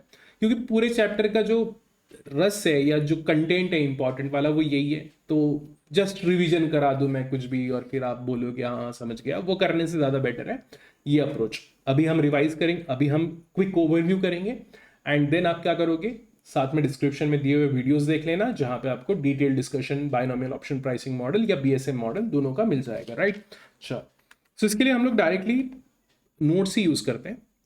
सो बाइनोमियल मॉडल, बाइनोमियल मॉडल का एक क्विक ओवरव्यू। बाइनोमियल मॉडल क्या होता है, बाइनोमियल बाय अजम्पशन क्या है कि जो अंडरलाइन की प्राइस है वो ऑप्शन की लाइफ में सिर्फ एक बार चेंज होगी, वो ऊपर भी जा सकती है या नीचे भी जा सकती है। ये आपका T0, ये आपका TE, टाइम टू एक्सपायरी, ठीक है। सो ये हमारा अजम्पशन, एक सेकेंड, रुक रुक, हाँ ठीक है। सो ये हमारा अजम्पशन और ये है S0, ठीक है। चलो, तो मान लो जस्ट एक रफ आइडिया, रफ एस्टिमेट लेके चलते हैं।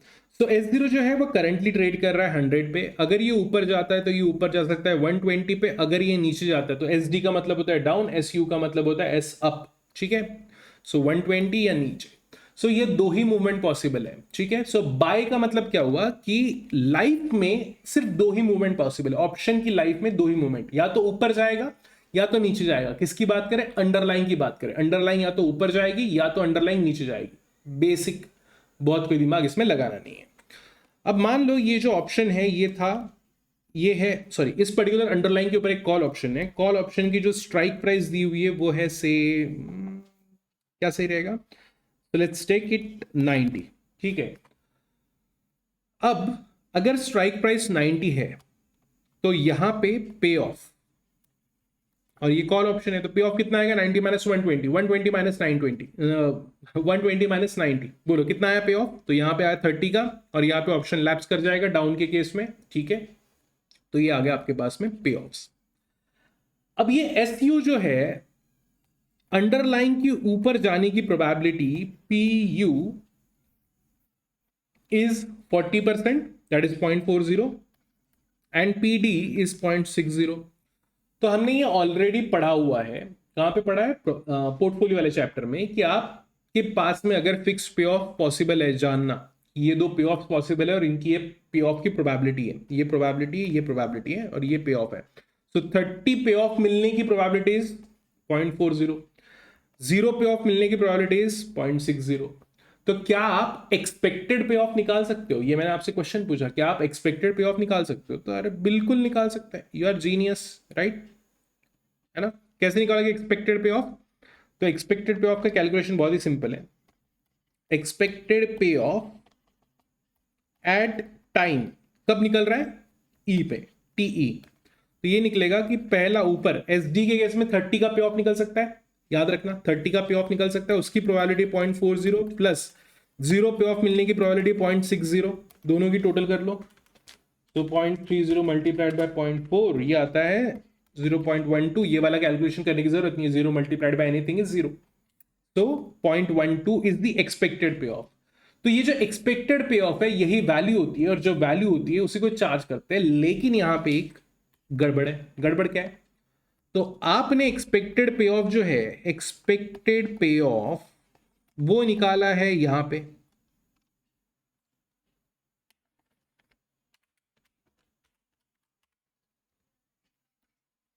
एक्सपेक्टेड पे ऑफ आपने निकाला है यहां पे, लेकिन हम वैल्यूएशन जो कर रहे हैं वो यहां पे कर रहे हैं।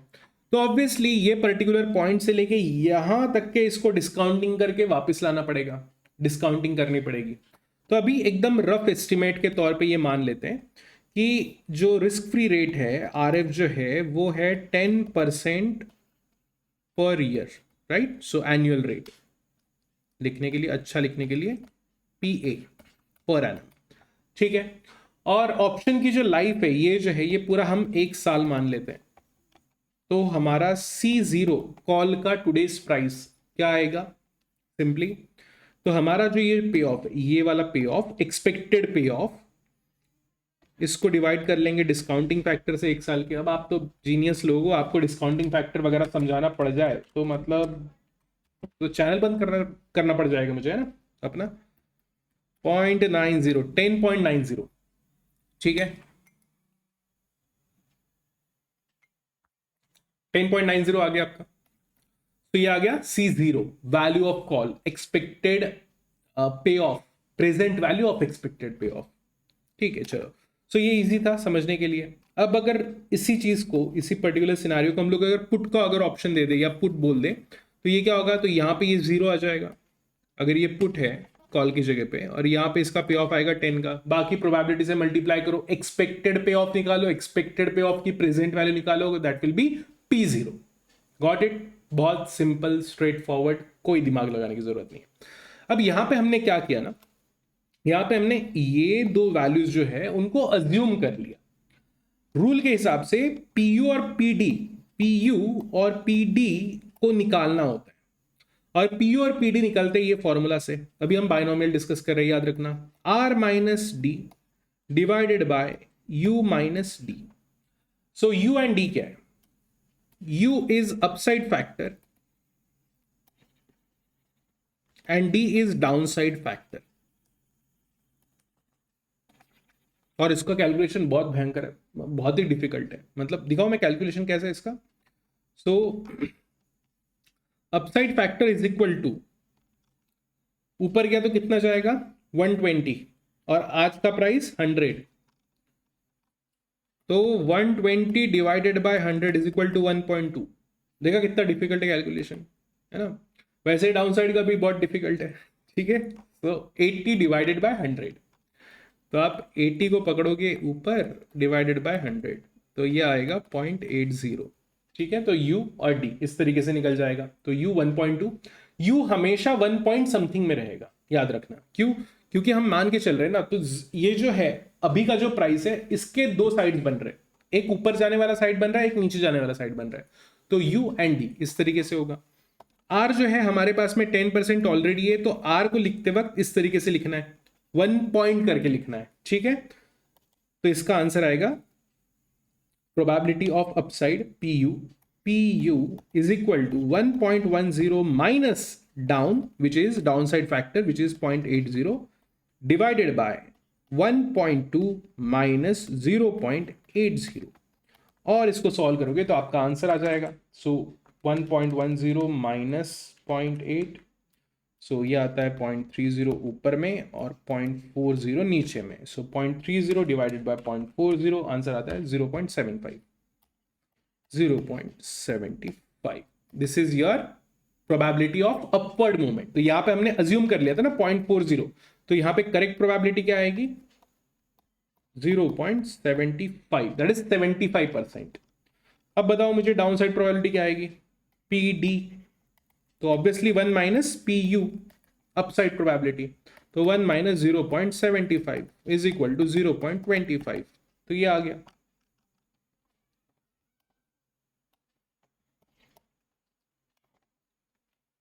.25. ठीक है. तो एकदम सिंपल स्टेप्स है. क्वेश्चन में आपको दिया रहेगा कि ऊपर इतना जाएगा, नीचे इतना जाएगा. ऊपर और नीचे का एक बार कैलकुलेशन मिल गया. स्टेप्स देख लो. अभी एक बार स्टेप्स को समराइज कर लेते हैं. ठीक है. Step number 1. स्टेप नंबर 1, आपको U निकालना है और D निकालना है. ठीक.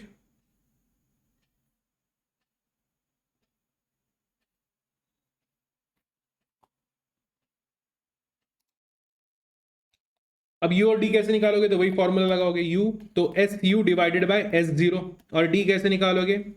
SD divided by S0. तो आपको U और D मिल गया. जैसे ही आपको U और D मिला, तो स्टेप नंबर 2 में आप क्या करोगे? स्टेप नंबर 2 में आप PU और PD निकालोगे. तो PU का फॉर्मूला R को याद रखना, 1 पॉइंट में लिखना है. 1 पॉइंट फैक्टर बना के लिखना है. R minus D divided by U minus D. और ये जो PD निकलता है वो तो 1 माइनस PU है. सिंपल है ना यार. प्रोबेबिलिटी हम क्या मान रहे हैं? एक बार ऊपर जाएगा या तो नीचे जाएगा. या तो ऊपर जाएगा कि अगर प्रोबेबिलिटी फिक्स होगी, तो या तो नीचे जाएगी कि प्रोबेबिलिटी मिल जाएगी ना. बहुत कोई दिमाग लगाने वाली चीज नहीं है इसमें. ये आपका कैलकुलेशन हुआ. तुरंत स्टेप 3 में आप क्या करोगे? स्टेप 3 में हम बनाएंगे हमारी बाइनोमियल ट्री.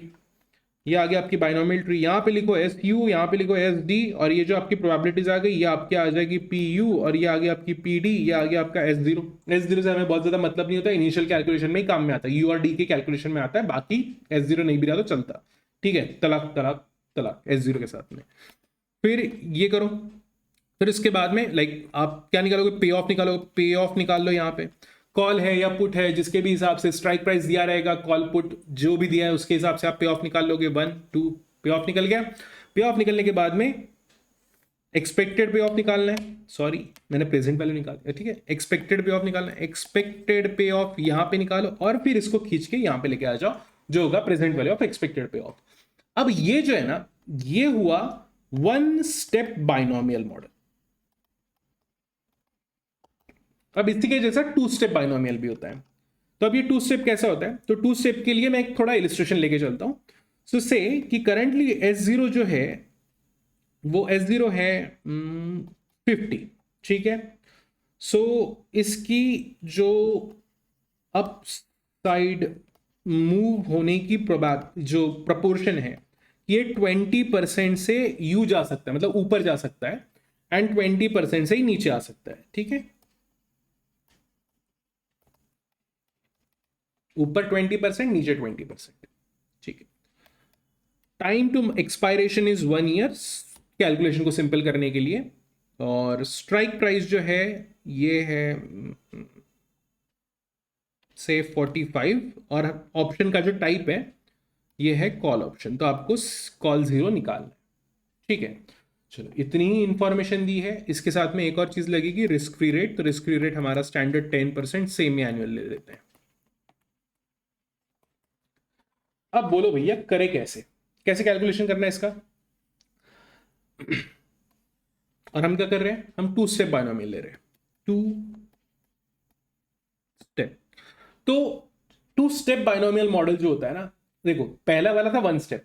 तो हमने एक ही पूरे ऑप्शन की मैच्योरिटी में एक ही बार मूवमेंट अज्यूम किया.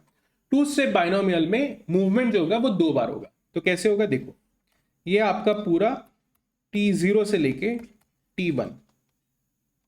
ठीक है. आपने शुरू किया यहां से, और यहां पे आते हैं इसके 6 मंथ्स. तो जो ये पहला मूवमेंट है ना, ये पहला मूवमेंट होगा कुछ ऐसे यहां तक के, याद रखो ये बाइनोमियल है, एक बार ऊपर एक बार नीचे, लेकिन किसमें, ऑप्शन की स्टेप, मॉडल की स्टेप में। तो पहली स्टेप, क्योंकि हमें 2 स्टेप्स में करना है, तो पूरे लाइफ में 2 स्टेप्स आएगी, ठीक है। अगर 1 स्टेप होता तो पूरे लाइफ में एक ही स्टेप आती, इस तरीके से। क्योंकि अब 2 स्टेप बोल दिया तो हमें 2 बार इसी टाइप का मूवमेंट लेना पड़ेगा। तो ये आ गया आपका S0, ये आ गया आपका SU, ये आ गया आपका SD। लेकिन ये तो पहली स्टेप हो गई। दूसरी स्टेप फिर वैसे ही, अब ये SUU, मतलब S अप अप, SUD। क्यों ऐसा SUD, तो S अप तो मतलब ये अप हुआ और फिर अप डाउन जा रहा है, तो SUD। फिर ये और फिर ये, अब ये बना SDU। क्यों, क्योंकि S डाउन गया और फिर अप गया, और फिर ये SDD, ठीक है। सो इसने दे दिया है एक बार में 20% ऊपर 20% नीचे, ठीक है। तो अपसाइड एंड डाउन साइड जो मूव रहता है वो 1 स्टेप का दिया है, तो जनरली वो स्टेप वाइज ही दिया रहता है। तो आपका स्टेप वाइज दिया हुआ है। तो अभी अगर ये 50 है, ठीक है, तो 20% अप कर दो, कितना आएगा 50 प्लस 20%, तो ये आ गया 60। यहाँ पे ये 60 आएगा और यहाँ पे 40 आएगा। अब आगे कैलकुलेशन करो, 60 प्लस 20%, तो यहां से भी जब यहां पे आएगा तो 20%, तो यहां पे आएगा 72, और यहां पे 60 माइनस 20%, तो ये आएगा 48, ठीक है। फिर 40 प्लस 20%, ओ माई गॉड, दोनों सेम आ गए, हमेशा सेम ही आएंगे, ठीक है। ओ माई गॉड की कोई जरूरत नहीं है। तो ये जो SUD और SDU जो है वो हमेशा सेम रहते हैं। इस पर्टिकुलर प्रॉपर्टी को बोलते हैं रिकंबाइनिंग ऑफ बाइनोमियल ट्री, ठीक। और SDD, सो 40 माइनस 20%, तो 32। अब यहां से कहानी आपके लिए तो बहुत ही सिंपल, स्ट्रेट फॉरवर्ड, कोई कैलकुलेशन दिमाग लगाने की जरूरत नहीं है। तो क्या करोगे, यहां पे आप पे ऑफ निकाल लोगे, ठीक है। पे ऑफ निकाल लोगे तो पे ऑफ मिल गया आपको। ये पे ऑफ जो कुछ भी आप निकाल रहे हो, तो स्ट्राइक प्राइस हमारे पास में दिया हुआ है, स्ट्राइक प्राइस है 45 का। पे ऑफ निकालते हैं 45 माइनस, ये कॉल ऑप्शन है 45 माइनस 72, दिस इज 27। देन उसके बाद में 45 माइनस ये 3 और ये बोलो बोलो बोलो 0, ठीक है। अब क्या निकालना है हमें, probability of up and probability of down निकालना है। तो उसके लिए हमें पहले तो U निकालना पड़ेगा एंड फिर हमें D निकालना पड़ेगा।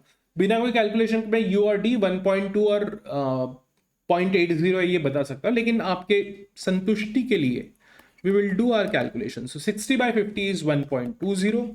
क्यों, कैसे पता चला मुझे, तो वो 20% अप है ना, तो एक में 0.20 ऐड करना है, तो ये अपने आप ही आ जाता है। एंड देन 40 डिवाइडेड बाय 50 करो तो ये आता है 0.80, ठीक है। सो आपको U और D मिल गया। अब यहां पे एक थोड़ी सी ना क्रूशियल स्टेप है, इसके ऊपर फोकस करो। तो ये क्या स्टेप है, तो हमने R minus U, R minus D रे भैया, R minus D and U minus D, ये करना था। R जो है आपने D और U तो पीरियड का ले लिया, आपने यहीं तक के लिया है ना, इसका कैलकुलेशन किया है। तो जो R है, R भी उतने ही कंपोनेंट का होना चाहिए। तो हमारे पास में रिस्क फ्री रेट दिया हुआ है 10% सेमी एनुअल, तो आधे साल का कितना हुआ, आधे साल का हुआ 5%। तो यहां पे R जो है वो आएगा 1.05 इंस्टेड ऑफ 1.10। तो ये एक क्रूशियल स्टेप है, इसको एडजस्ट करना। And then 0.80 divided by 1.20 minus 0.80। और हमेशा याद रखना रूल, ये वाले जो टर्म्स है ये 1 के नीचे आएगी, और ये वाली जो 2 टर्म्स है ये हमेशा 1 के ऊपर आएगी, तभी ये काम करता है। अगर आपका मान लो गलती से ऐसा नहीं हुआ तो समझ जाना आपने कुछ तो भी गड़बड़ कर दिया है वैल्यू लेने में, इसलिए आपका कैलकुलेशन ऐसे आ रहा है। अगर आप इसको सॉल्व करते हो तो कितना आता है, 1.05 माइनस 0.80, सो ये आता है 0.25 डिवाइडेड बाय 0.40। इसका अगर आप आंसर निकालोगे तो कितना आएगा, so 0.25 divided by 0.40 is 0.625। oh my god, probability आ गई आपकी PU, प्रोबेबिलिटी ऑफ अपसाइड। अब इसी के साथ में प्रोबेबिलिटी ऑफ डाउन साइड भी ले लो, 1 minus 0.625 is equal to 1 minus 0.625, 0.375। Okay, good enough, संतुष्ट हो, खुश हो, समझ में आ गया? चलो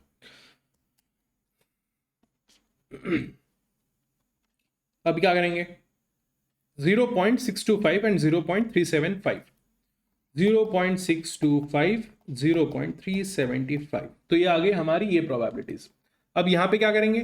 सेम 0.625, 0.375, 0.625, 0.375।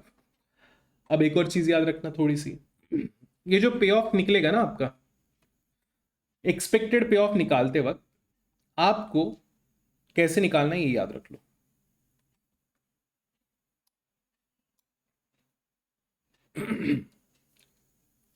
ये जो पूरी लाइन है ना, ये मल्टीप्लाई बाय ये, मल्टीप्लाई बाय ये, और तब जाके आपका पे ऑफ निकलेगा 0.625, 0.625, और जो कुछ भी आंसर आता है वो आएगा यहां पे।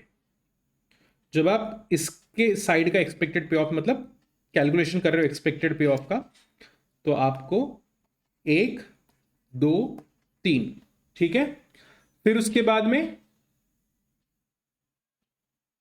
थोड़ा गलत हो गया, जोश जोश में थोड़ा गलत हो गया, कैलकुलेशन पे फर्क नहीं पड़ेगा लेकिन ना, ठीक है। तो ये और ये कैलकुलेशन पे क्यों फर्क नहीं पड़ेगा? तो यार 0.625 मल्टीप्लाइड बाय 0.375 करो या 0.375 मल्टीप्लाइड बाय 0.625 करो, सेम ही आता है।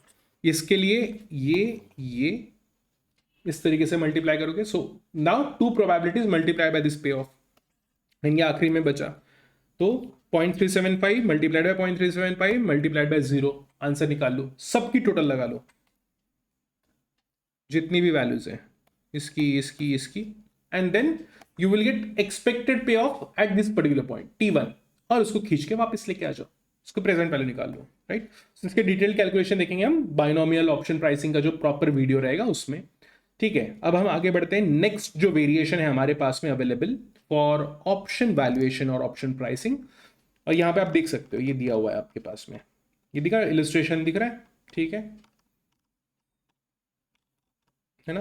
वही ऑप्शन में, वही सेशन में जो प्रॉपर बाइनोमियल ऑप्शन का जो सेशन रहेगा उसमें आई विल आल्सो एक्सप्लेन कि रिस्क न्यूट्रल मेथड क्या है। कुछ भी नहीं है, रिस्क न्यूट्रल मेथड और आसान होता है एकदम ऑनेस्टली अगर बताऊं तो। ये जो बाइनोमियल है ये भी रिस्क न्यूट्रल मेथड ही है, बट अपना आईसीआई रिस्क न्यूट्रल मेथड इसको बोलता है, तो ठीक है भैया, जैसा तुम बोलो, जैसी जिसकी इच्छा।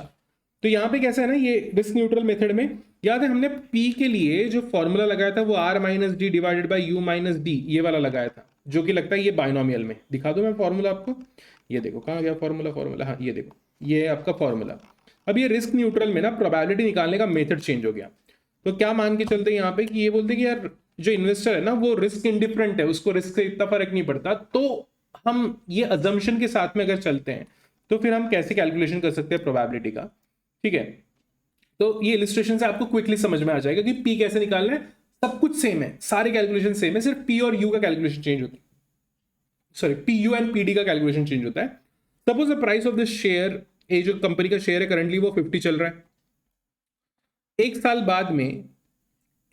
बाद में उसकी एक्सपेक्टेड प्राइस जो है इधर वो गो अप करेगी, मतलब ऊपर जाएगी, वो है 60, या गो डाउन करेगी, वो है 40। सो 60 या 40, दो पॉसिबिलिटीज है इसमें, 60 या 40, और इंटरेस्ट रेट दे दिया है 5%, दैट इज 1.05 आपके कैलकुलेशन के हिसाब से, और एक साल दे दिया है। अब ये कैलकुलेशन क्या बोलता है, बोलना क्या है यहाँ पे, ये बोलते हैं कि देखो आज की प्राइस आपको पता है, ठीक है, और हमें पता है कि ऊपर गया तो ये SU ये है और SD ये है, ठीक है। अभी तक के हम बोल रहे थे ना कि अगर हमें वो टाइम की अगर एक्सपेक्टेड वैल्यूज क्या होगी वो पता है, ठीक है, तो हम उसका एक्सपेक्टेड पे ऑफ का प्रेजेंट वैल्यू निकाल लेंगे और वही प्राइस होनी चाहिए। तो यहां पे ये हमारे पास में प्रोबेबिलिटी डायरेक्टली ऑब्जर्वेबल नहीं है ना, तो ये क्या कर रहे हैं कि भैया ये जो 50 है, तो ये 50 आज की वैल्यू कैसे निकल के आई होगी, तो expected value of share at time T, मतलब मैच्योरिटी पे 1 साल बाद में, और फिर उसकी डिस्काउंटिंग कर ली। ठीक है, एक्सपेक्टेड वैल्यू कैसे निकालते पता है आपको? ऊपर वाला लेग पकड़ो, प्रोबेबिलिटी से मल्टीप्लाई करो, नीचे वाला लेग पकड़ो, प्रोबेबिलिटी से मल्टीप्लाई करो। ऊपर वाले को किससे मल्टीप्लाई करोगे? पीयू से, नीचे वाले को पीडी से, बराबर है। और डिस्काउंट फैक्टर वो तो आपको पता ही है, तो आप तो ऐसा एक्सपर्ट हो डिस्काउंट फैक्टर के, तो वो आएगा 1.05। क्यों? क्योंकि 5% का रेट दे दिया। एक्सपेक्टेड वैल्यू कैसे निकलेगी?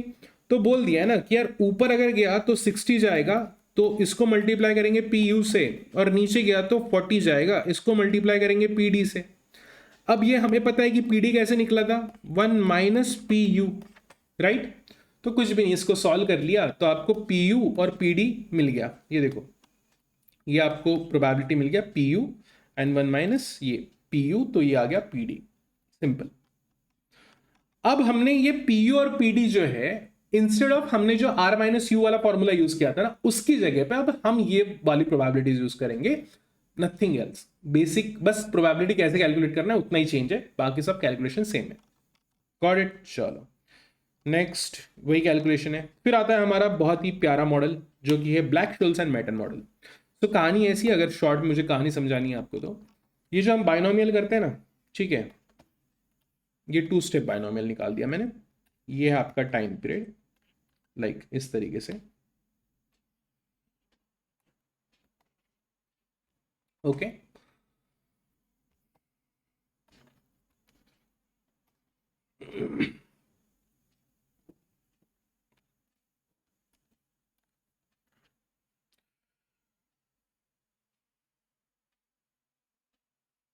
कहानी याद कर रहा हूं मैं, कहानी कैसे सेट करे, तो ठीक है चलो।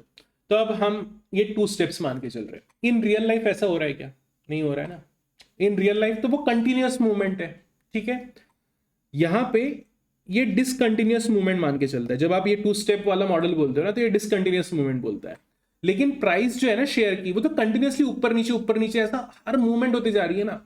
तो ये हर मूवमेंट को कैप्चर करने के लिए मैथमेटिशियन लोगों ने, ब्लैक, शोल्स एंड मैटन, ये 3 मैथमेटिशियंस, जिसमें से 2 को नोबेल मिला, एक को नहीं मिला क्योंकि वो जिंदा ही नहीं थे 1996 में। तो ये तीनों ने मिलकर एक मॉडल बना दिया। फंडामेंटली बीएसएम जो है वो रिलाई इसी पे करता है, और बनता है आपके पास में बीएसएम का मॉडल, ठीक है। तो बीएसएम का मॉडल भी बहुत सिंपल है, चलो उसको देख लेते एक बार क्विकली। और इसको तो मैं बढ़िया शांति से डिस्कस करूंगा, तभी आपको मजा आएगा। जो एक चीज समझ के चलना, बीएसएम मॉडल जो है वो यूरोपियन के लिए ही सही बैठता है, अमेरिकन ऑप्शन के लिए नहीं बैठता है। बाइनोमियल से अमेरिकन का वैल्यूएशन हो सकता है, वो हम डिटेल वाला जो वीडियो इसमें देखेंगे। स्टेप नंबर 1, कॉल की प्राइस कैसे निकाली जाए। तो हमने वैल्यू निकाली, पे ऑफ निकाला था। पे ऑफ का फॉर्मूला क्या था कॉल के लिए? एस माइनस एक्स, बराबर है, यही यूज कर रहे थे हम लोग। तो यार स्ट्राइक प्राइस जो है, ये जो हम पे ऑफ निकाल रहे थे, अभी हम लोग तो वैल्यूएशन कर रहे हैं ना, तो पे ऑफ निकालते वक्त तो हम लोग वो T1 पे पहुंच चुके थे, राइट। लेकिन वैल्यूएशन करते वक्त आप T1 पे हो क्या? नहीं हो। तो इसलिए हमें T1 पे जो सिचुएशन है वो लेके चलनी है। तो हमने क्या किया था, पे ऑफ के कैलकुलेशन में हमने ST लिया था, मतलब उस टाइम का अंडरलाइन प्राइस, और स्ट्राइक प्राइस तो उसी टाइम का था। लेकिन यहां पे क्योंकि आप पहले वैल्यूएशन कर रहे हो, तो हम आज तो हमें S0 ही पता है, हमें ST के बारे में तो कुछ भी नहीं पता। इन फ्यूचर अंडरलाइन की प्राइस, स्टॉक की प्राइस क्या होगी वो तो नहीं पता, ठीक। और स्ट्राइक प्राइस जो है ना, ये स्ट्राइक प्राइस ये तो अप्लीकेबल कब है? ये तो टाइम इन फ्यूचर अप्लीकेबल है। तो उसको डिस्काउंट करके यहां पे लेके आ जाओ, minus e to the power minus r t. ये कैसे सॉल्व करना है डिटेल वाले में देखेंगे। ये एक्चुअली जनरली जो होता है ना, वो दिया हुआ रहता है। और एक्सपोनेंशियल टर्म जो है, वो एक्सपोनेंशियल टर्म अप्लीकेबल होती है जब आप कंटिन्यूअस मूवमेंट अज्यूम करते हो। तो यहाँ पे हम कंटिन्यूअस अंडरलाइन जो है स्टॉक की प्राइस जो है, हम मान रहे हैं वो कंटिन्यूअस, हर मूवमेंट चेंज हो रही है। सो अगर आप हर मूवमेंट चेंज हो रही है मान के चलते, तो डिस्काउंटिंग के लिए आपको obviously e to the power r t लगाना पड़ता है, माइनस आर टी लगाना पड़ता है, राइट। चलो, तो यहां तक के पिक्चर क्लियर है। एक और बार समझा देता हूं। T0 यहां पे हम लोग वैल्यूएशन कर रहे हैं। हम अगर पे ऑफ यहां पे निकालते तो हम कैसा निकालते हैं? ST माइनस एक्स, ऐसे पे ऑफ निकालते हैं। अब हमें इसका प्रेजेंट निकाल लेना है, क्योंकि हम वैल्यूएशन कर रहे हैं, हम आज जानना चाहते हैं कि आज क्या प्राइस है इसकी।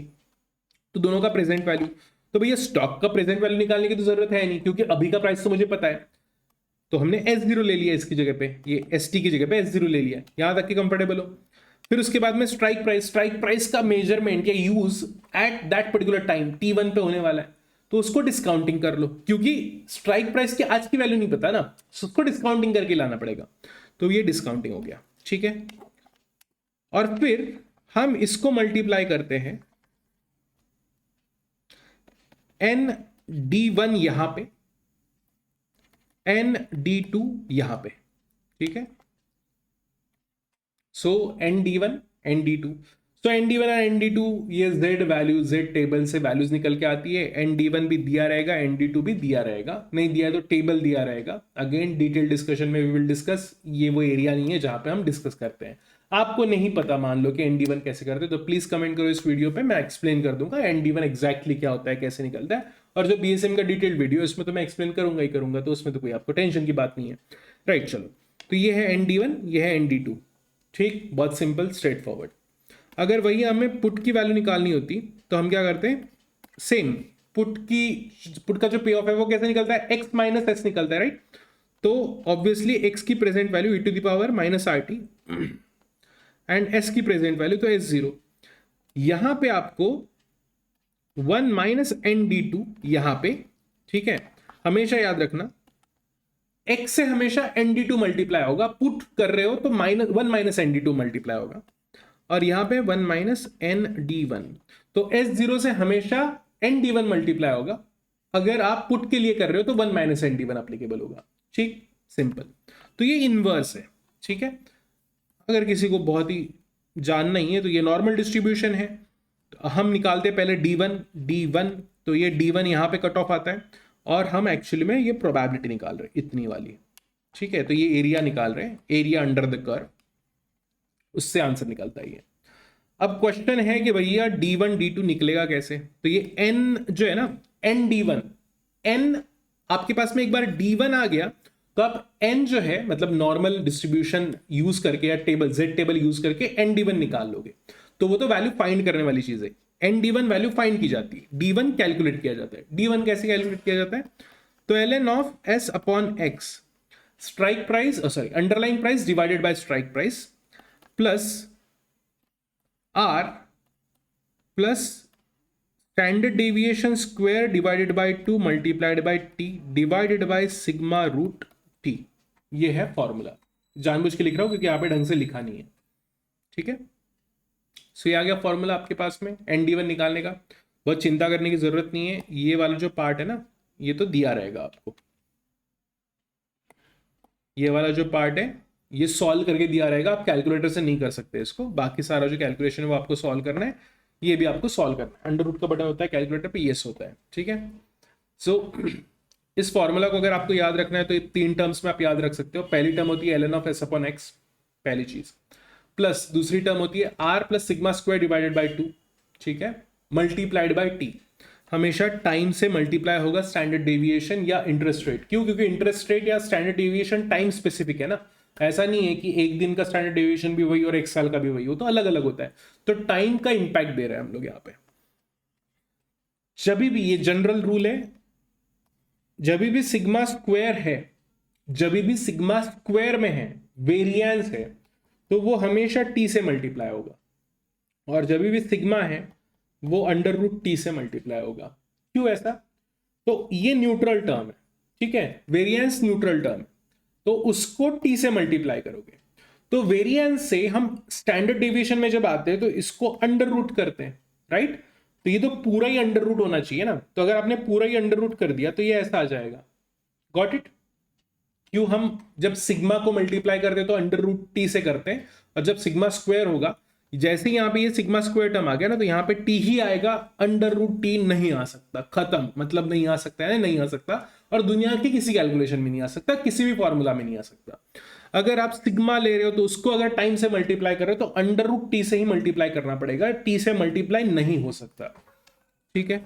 चलो, तो ये है आपका फॉर्मूला, फॉर्मूला रटना है, समझना है तो मैं समझा सकता हूं, बट क्या करोगे समझ के, है ना।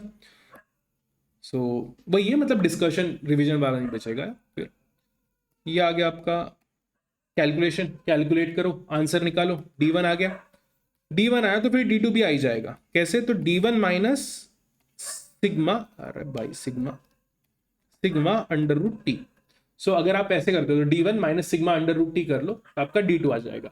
D1 D2 आ गया, ND1 ND2 निकाल लो, यहाँ पे दिया हुआ है शायद से ND1 ND2, ये देखो कहाँ गया, नहीं दिया नहीं है, ये आपको फाइंड आउट करना है। तो ये आ गया D1 आपका, देखो क्या किया, will start with first D1, सारी वैल्यूज पुट की, आंसर निकाला, ये आ गया D1, सारी वैल्यूज पुट की, आंसर निकाला D2। ये इन्होंने बड़ा फॉर्मूला यूज किया। अगर आप मान लो ये फॉर्मूला भी यूज करते हो ना, तो D1 minus sigma root T, ये भी अगर यूज करते हो तो भी आंसर एग्जैक्टली सेम आएगा, कोई फर्क नहीं पड़ता है, इससे भी यही आएगा। आपको एग्जाम में यही यूज करना है, ये वाला फॉर्मूला यूज करना है, जबरदस्ती का टाइम खर्च नहीं करना।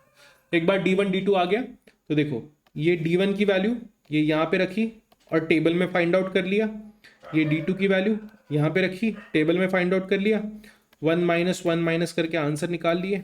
क्यों निकाले? क्योंकि ये पुट होगा, ये पुट का क्वेश्चन होगा, पुट का क्वेश्चन है नहीं, कॉल दिया है यार ये तो, ठीक है। सो ये इन्होंने अपना मैजिकल मेथड लगाया हुआ है, बट मैं अपने अंदाजे से बता सकता हूँ, जितना जेड टेबल मैंने देखा हुआ है ना, मेरे को तो लगभग अभी थोड़ी वो वैल्यूज याद रह जाती है।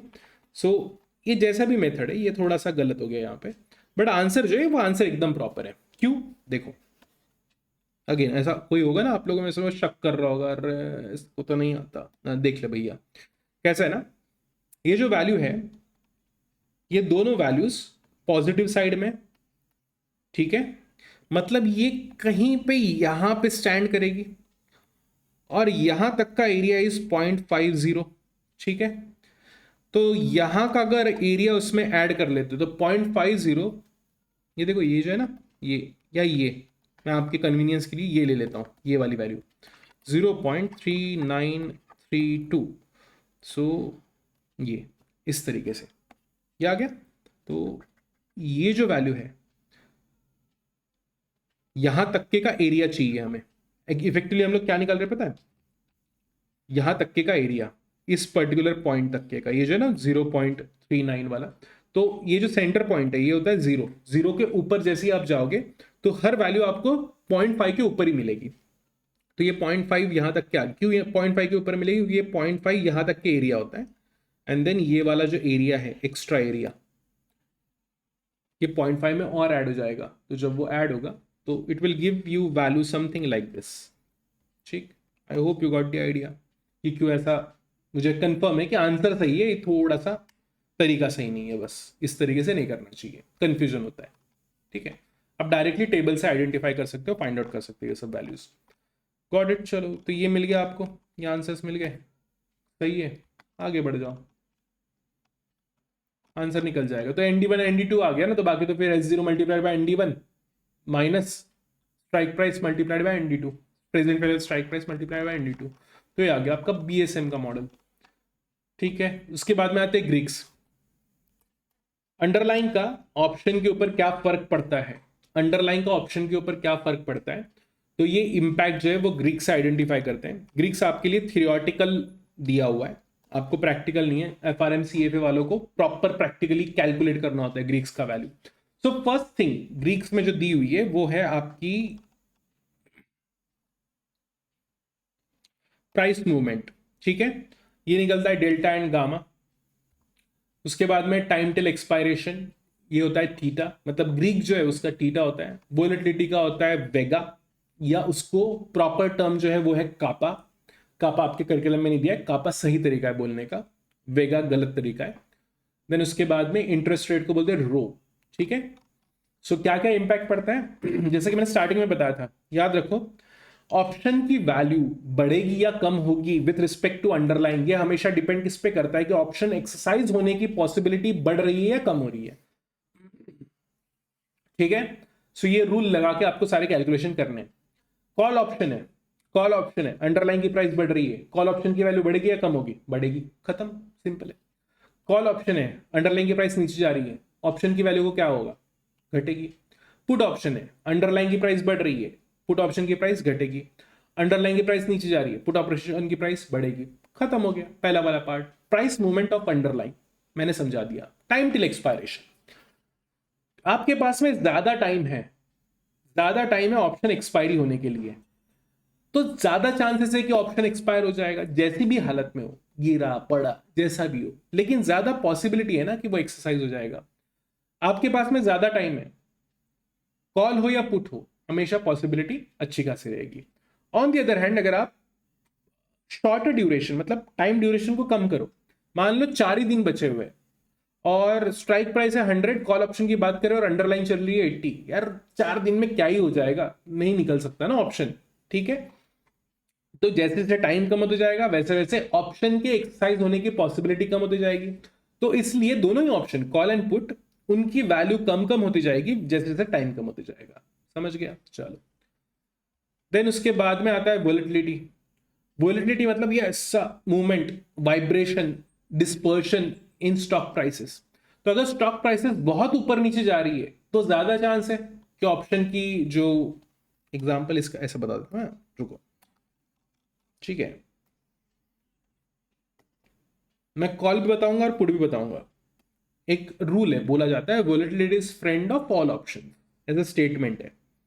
तो अब मान लो कि वोलेटिलिटी बहुत ही लो चल रही है, स्ट्राइक प्राइस है आपका 100 और करंटली जो है अंडरलाइंग प्राइस चल रही है 90 और टाइम टू मैच्योरिटी है 3 मंथ्स का बचा हुआ, और ये चल रही है आपकी एकदम लो वोलेटिलिटी, एकदम लो वोलेटिलिटी, ठीक है। तो मुझे बताओ ये ऑप्शन एक्सरसाइज होने के चांसेस ज्यादा है या कम है? वोलेटिलिटी लो बोल के रखा है मैंने, extra like extremely low, ultra low volatility, तो ऑप्शन एक्सरसाइज होने के चांसेस कम है। अब मान लो वोलेटिलिटी है बहुत ज्यादा, ठीक है, तो चांसेस है ना यार कि यही रुक गया तो, राइट। तो वोलेटिलिटी जब ज्यादा होगी तो ऑब्वियसली ऑप्शन एक्सरसाइज होने की पॉसिबिलिटी ज्यादा होगी। अब आप में से कोई बोल रहा होगा ये तो कॉल का हो गया, पुट का कैसे? तो ये देख लो पुट का, पुट का कैसे होगा? तो मान लो ये पुट है, ठीक है, और पुट के केस में अंडरलाइंग प्राइस जो चल रही है वो है 110, मतलब अभी एक्सरसाइज नहीं हो रहा है। अगर लो वोलेटिलिटी होती तो ये ऐसे कुछ घूम रहा होता, एक्सरसाइज नहीं होता, लैप्स हो जाता। ये हाई वोलेटिलिटी है ना, पॉसिबिलिटी कि अगर यहीं पे रुक गया तो एक्सरसाइज होने की पॉसिबिलिटी बढ़ गई। तो वोलेटिलिटी के साथ में वैल्यू जो है, जैसे जैसे वोलेटिलिटी बढ़ेगी वैसे वैसे ऑप्शन की वैल्यू बढ़ती जाएगी, ठीक। चलो, तो यहाँ पे दिया हुआ है डेल्टा, गामा, वेगा, ये सब डिटेल डिस्कशन के पार्ट्स है। डेल्टा को अगर क्विकली समझाना है तो डेल्टा क्या है? डेल्टा इज कि अंडरलाइंग प्राइस के चेंज के हिसाब से ऑप्शन की प्राइस में कितना मूवमेंट आता है। अंडरलाइंग की प्राइस की चेंज के हिसाब से ऑप्शन की प्राइस में कितना मूवमेंट आता है, सिंपल, ठीक। अगर इसका वैल्यू निकालना हो तो ये ऐसे निकलता है कि कॉल की न्यू प्राइस माइनस कॉल की old price divided bye underlying की न्यू प्राइस माइनस अंडरलाइंग की ओल्ड प्राइस। पुट के लिए भी सेम ही फॉर्मूला एप्लीकेबल होता है। हमेशा याद रखना, कॉल का डेल्टा हमेशा पॉजिटिव होता है, पुट का डेल्टा हमेशा निगेटिव होता है। डिटेल्ड क्लास में समझाऊंगा क्यों, अभी बस इतना समझ लो। देन उसके बाद में डेल्टा निकालने का एक और तरीका ND1, जो आपने ND1 वहां पे देखा था ना, ठीक है। तो ND1 का जो रिजल्ट है वो एक्चुअल में डेल्टा होता है, दोनों की वैल्यू जो है वो सेम आती है। आप ये ऐसा निकाल लो या आप ये ऐसा निकाल लो, सेम पड़ेगा, कोई फर्क नहीं है। उसके बाद में गामा, गामा जो है वो डेल्टा कितना चेंज हो रहा है with respect to change in underlying price, ठीक है, changes in delta with respect to underlying price. अब इसको अगर समझना है ना, गाड़ी की स्पीड, गाड़ी की स्पीड इज डेल्टा, कि स्पीड कैसे नापते हैं? तो गाड़ी से लाइक 1 मिनट में, मतलब ये हो गया 1 मिनट माइनस 0 मिनट, मतलब गाड़ी अभी चालू किया आपने और 1 मिनट में गाड़ी पहुंच गई से 100 मीटर्स, 0 मीटर से, ठीक है, 0 मीटर से 100 मीटर पहुंच गई, और गाड़ी शुरू हुई थी 0 मिनट पे और 1 मिनट कंप्लीट हो गया, तो आंसर निकाल लो तो आपका आ जाएगा। तो गाड़ी की जो स्पीड है, स्पीड वो डेल्टा जैसी है, तो डेल्टा स्पीड बताता है, चेंज बताता है। वैसे ही स्पीड जो है गाड़ी की वो चेंज बताती है कि एक पोजीशन से दूसरे पोजीशन पे गाड़ी चली गई, राइट, स्पीड। वैसे ही डेल्टा मतलब कॉल प्राइस के चेंज होने की स्पीड। गामा जो है ये स्पीड के चेंज होने की स्पीड बताता है, स्पीड के चेंज होने की स्पीड। एक्सीलरेशन, आप जैसे एक्सीलरेशन करते हो, जो फिजिक्स वाले हैं, जो इनका 11th 12th या इवन ग्रेजुएशन फिजिक्स में रहा है, तो एक्सेलरेशन क्या होता है? एक्सेलरेशन चेंज इन स्पीड, कि स्पीड किस तरीके से चेंज कर रही है, राइट? तो गामा जो होता है वो चेंज इन डेल्टा होता है, ठीक है? अगेन थ्योरी पोर्शन है, तो गामा को बहुत सिस्टमैटिकली अगर समझाना है ना, तो प्रॉब्लम पता है क्या है कि गामा डिफरेंशियल इक्वेशन से निकल के आता है, मैथमेटिक्स से निकल के आता है, जो मैथमेटिक्स आपके करिकुलम का भी पार्ट नहीं है और रिक्वायर्ड भी नहीं है मेरे हिसाब से। तो आप डेल्टा और गामा एक ही बैगेज के पार्ट है, ठीक है? डेल्टा एंड गामा एक ही बास्केट में आते हैं। तो डेल्टा क्या मेजर करता है मैंने बता दिया, गामा डेल्टा की स्पीड को मेजर करता है, ये याद रखना। फिर उसके बाद में आता है theta. Theta is time measurement, कि जैसे जैसे टाइम कम होते जा रहा है वैसे वैसे कॉल की प्राइस के ऊपर क्या फर्क पड़ रहा है। इसका अगर मुझे फॉर्मूला लिखना होता तो call new price minus call old price और डिवाइडेड बाय, आप टाइम वैसा कर सकते हो कि पहले 3 महीने बचे थे, अब 2 महीने बचे हैं, तो 1 महीना खत्म हो गया, तो डिनोमिनेटर में 1 महीना आ जाएगा। या सिंपली आप टाइम को इस तरीके से भी लिख सकते हो 1 मंथ, ठीक है? फिर उसके बाद में आता है रो, तो ये हो गया टाइम का कैलकुलेशन, थीटा। थीटा से इस तरीके से मेजर कर सकते हो। फिर आता है रो, इंटरेस्ट रेट चेंज होने से, तो old interest rate, new interest rate, old call price, new call price. ये इतना सिंपल नहीं है जितना सिंपल करके मैं बता रहा हूं, ठीक है? उसके मैथमेटिकल कैलकुलेशन थोड़े से अलग है। वैसे फिर वोलेटिलिटी निकलता है, वेगा, कापा, ठीक है? सो वेगा जो होता है, वेगा कैसे निकलता है? ओल्ड वोलेटिलिटी या वोलेटिलिटी में कितना चेंज आया वर्सेस कॉल की प्राइस में या पुट की प्राइस में। हर जगह पे आप पुट लगा सकते हो, कोई प्रॉब्लम नहीं है। तो पुट की प्राइस में कितना चेंज आया, गॉट इट? देन उसके बाद में कमोडिटी डेरिवेटिव्स वगैरह जो, ये सारे थियोरेटिकल डिस्कशन है आपके, तो ये थियरी लेक्चर में कवर करेंगे, इसमें प्रैक्टिकल पोर्शन नहीं है। कमोडिटी मार्केट क्या होता है, फिर कमोडिटी फ्यूचर्स क्या होता है, कमोडिटी स्वैप्स क्या होता है, everything is very theoretical discussion. Even like main class में हम लोग इसको मेन लेक्चर के साथ में कवर नहीं करते हैं, राइट? Got it? चलो, तो ये था आपका डेरिवेटिव्स का डिस्कशन। मेक श्योर कि आप बाइनोमियल का डिटेल्ड कैलकुलेशन एंड बाइनोमियल का डिटेल्ड कैलकुलेशन और किसका, बीएसएन का डिटेल्ड कैलकुलेशन भी देखो। So thank you everyone, thank you for listening, see you in the next video.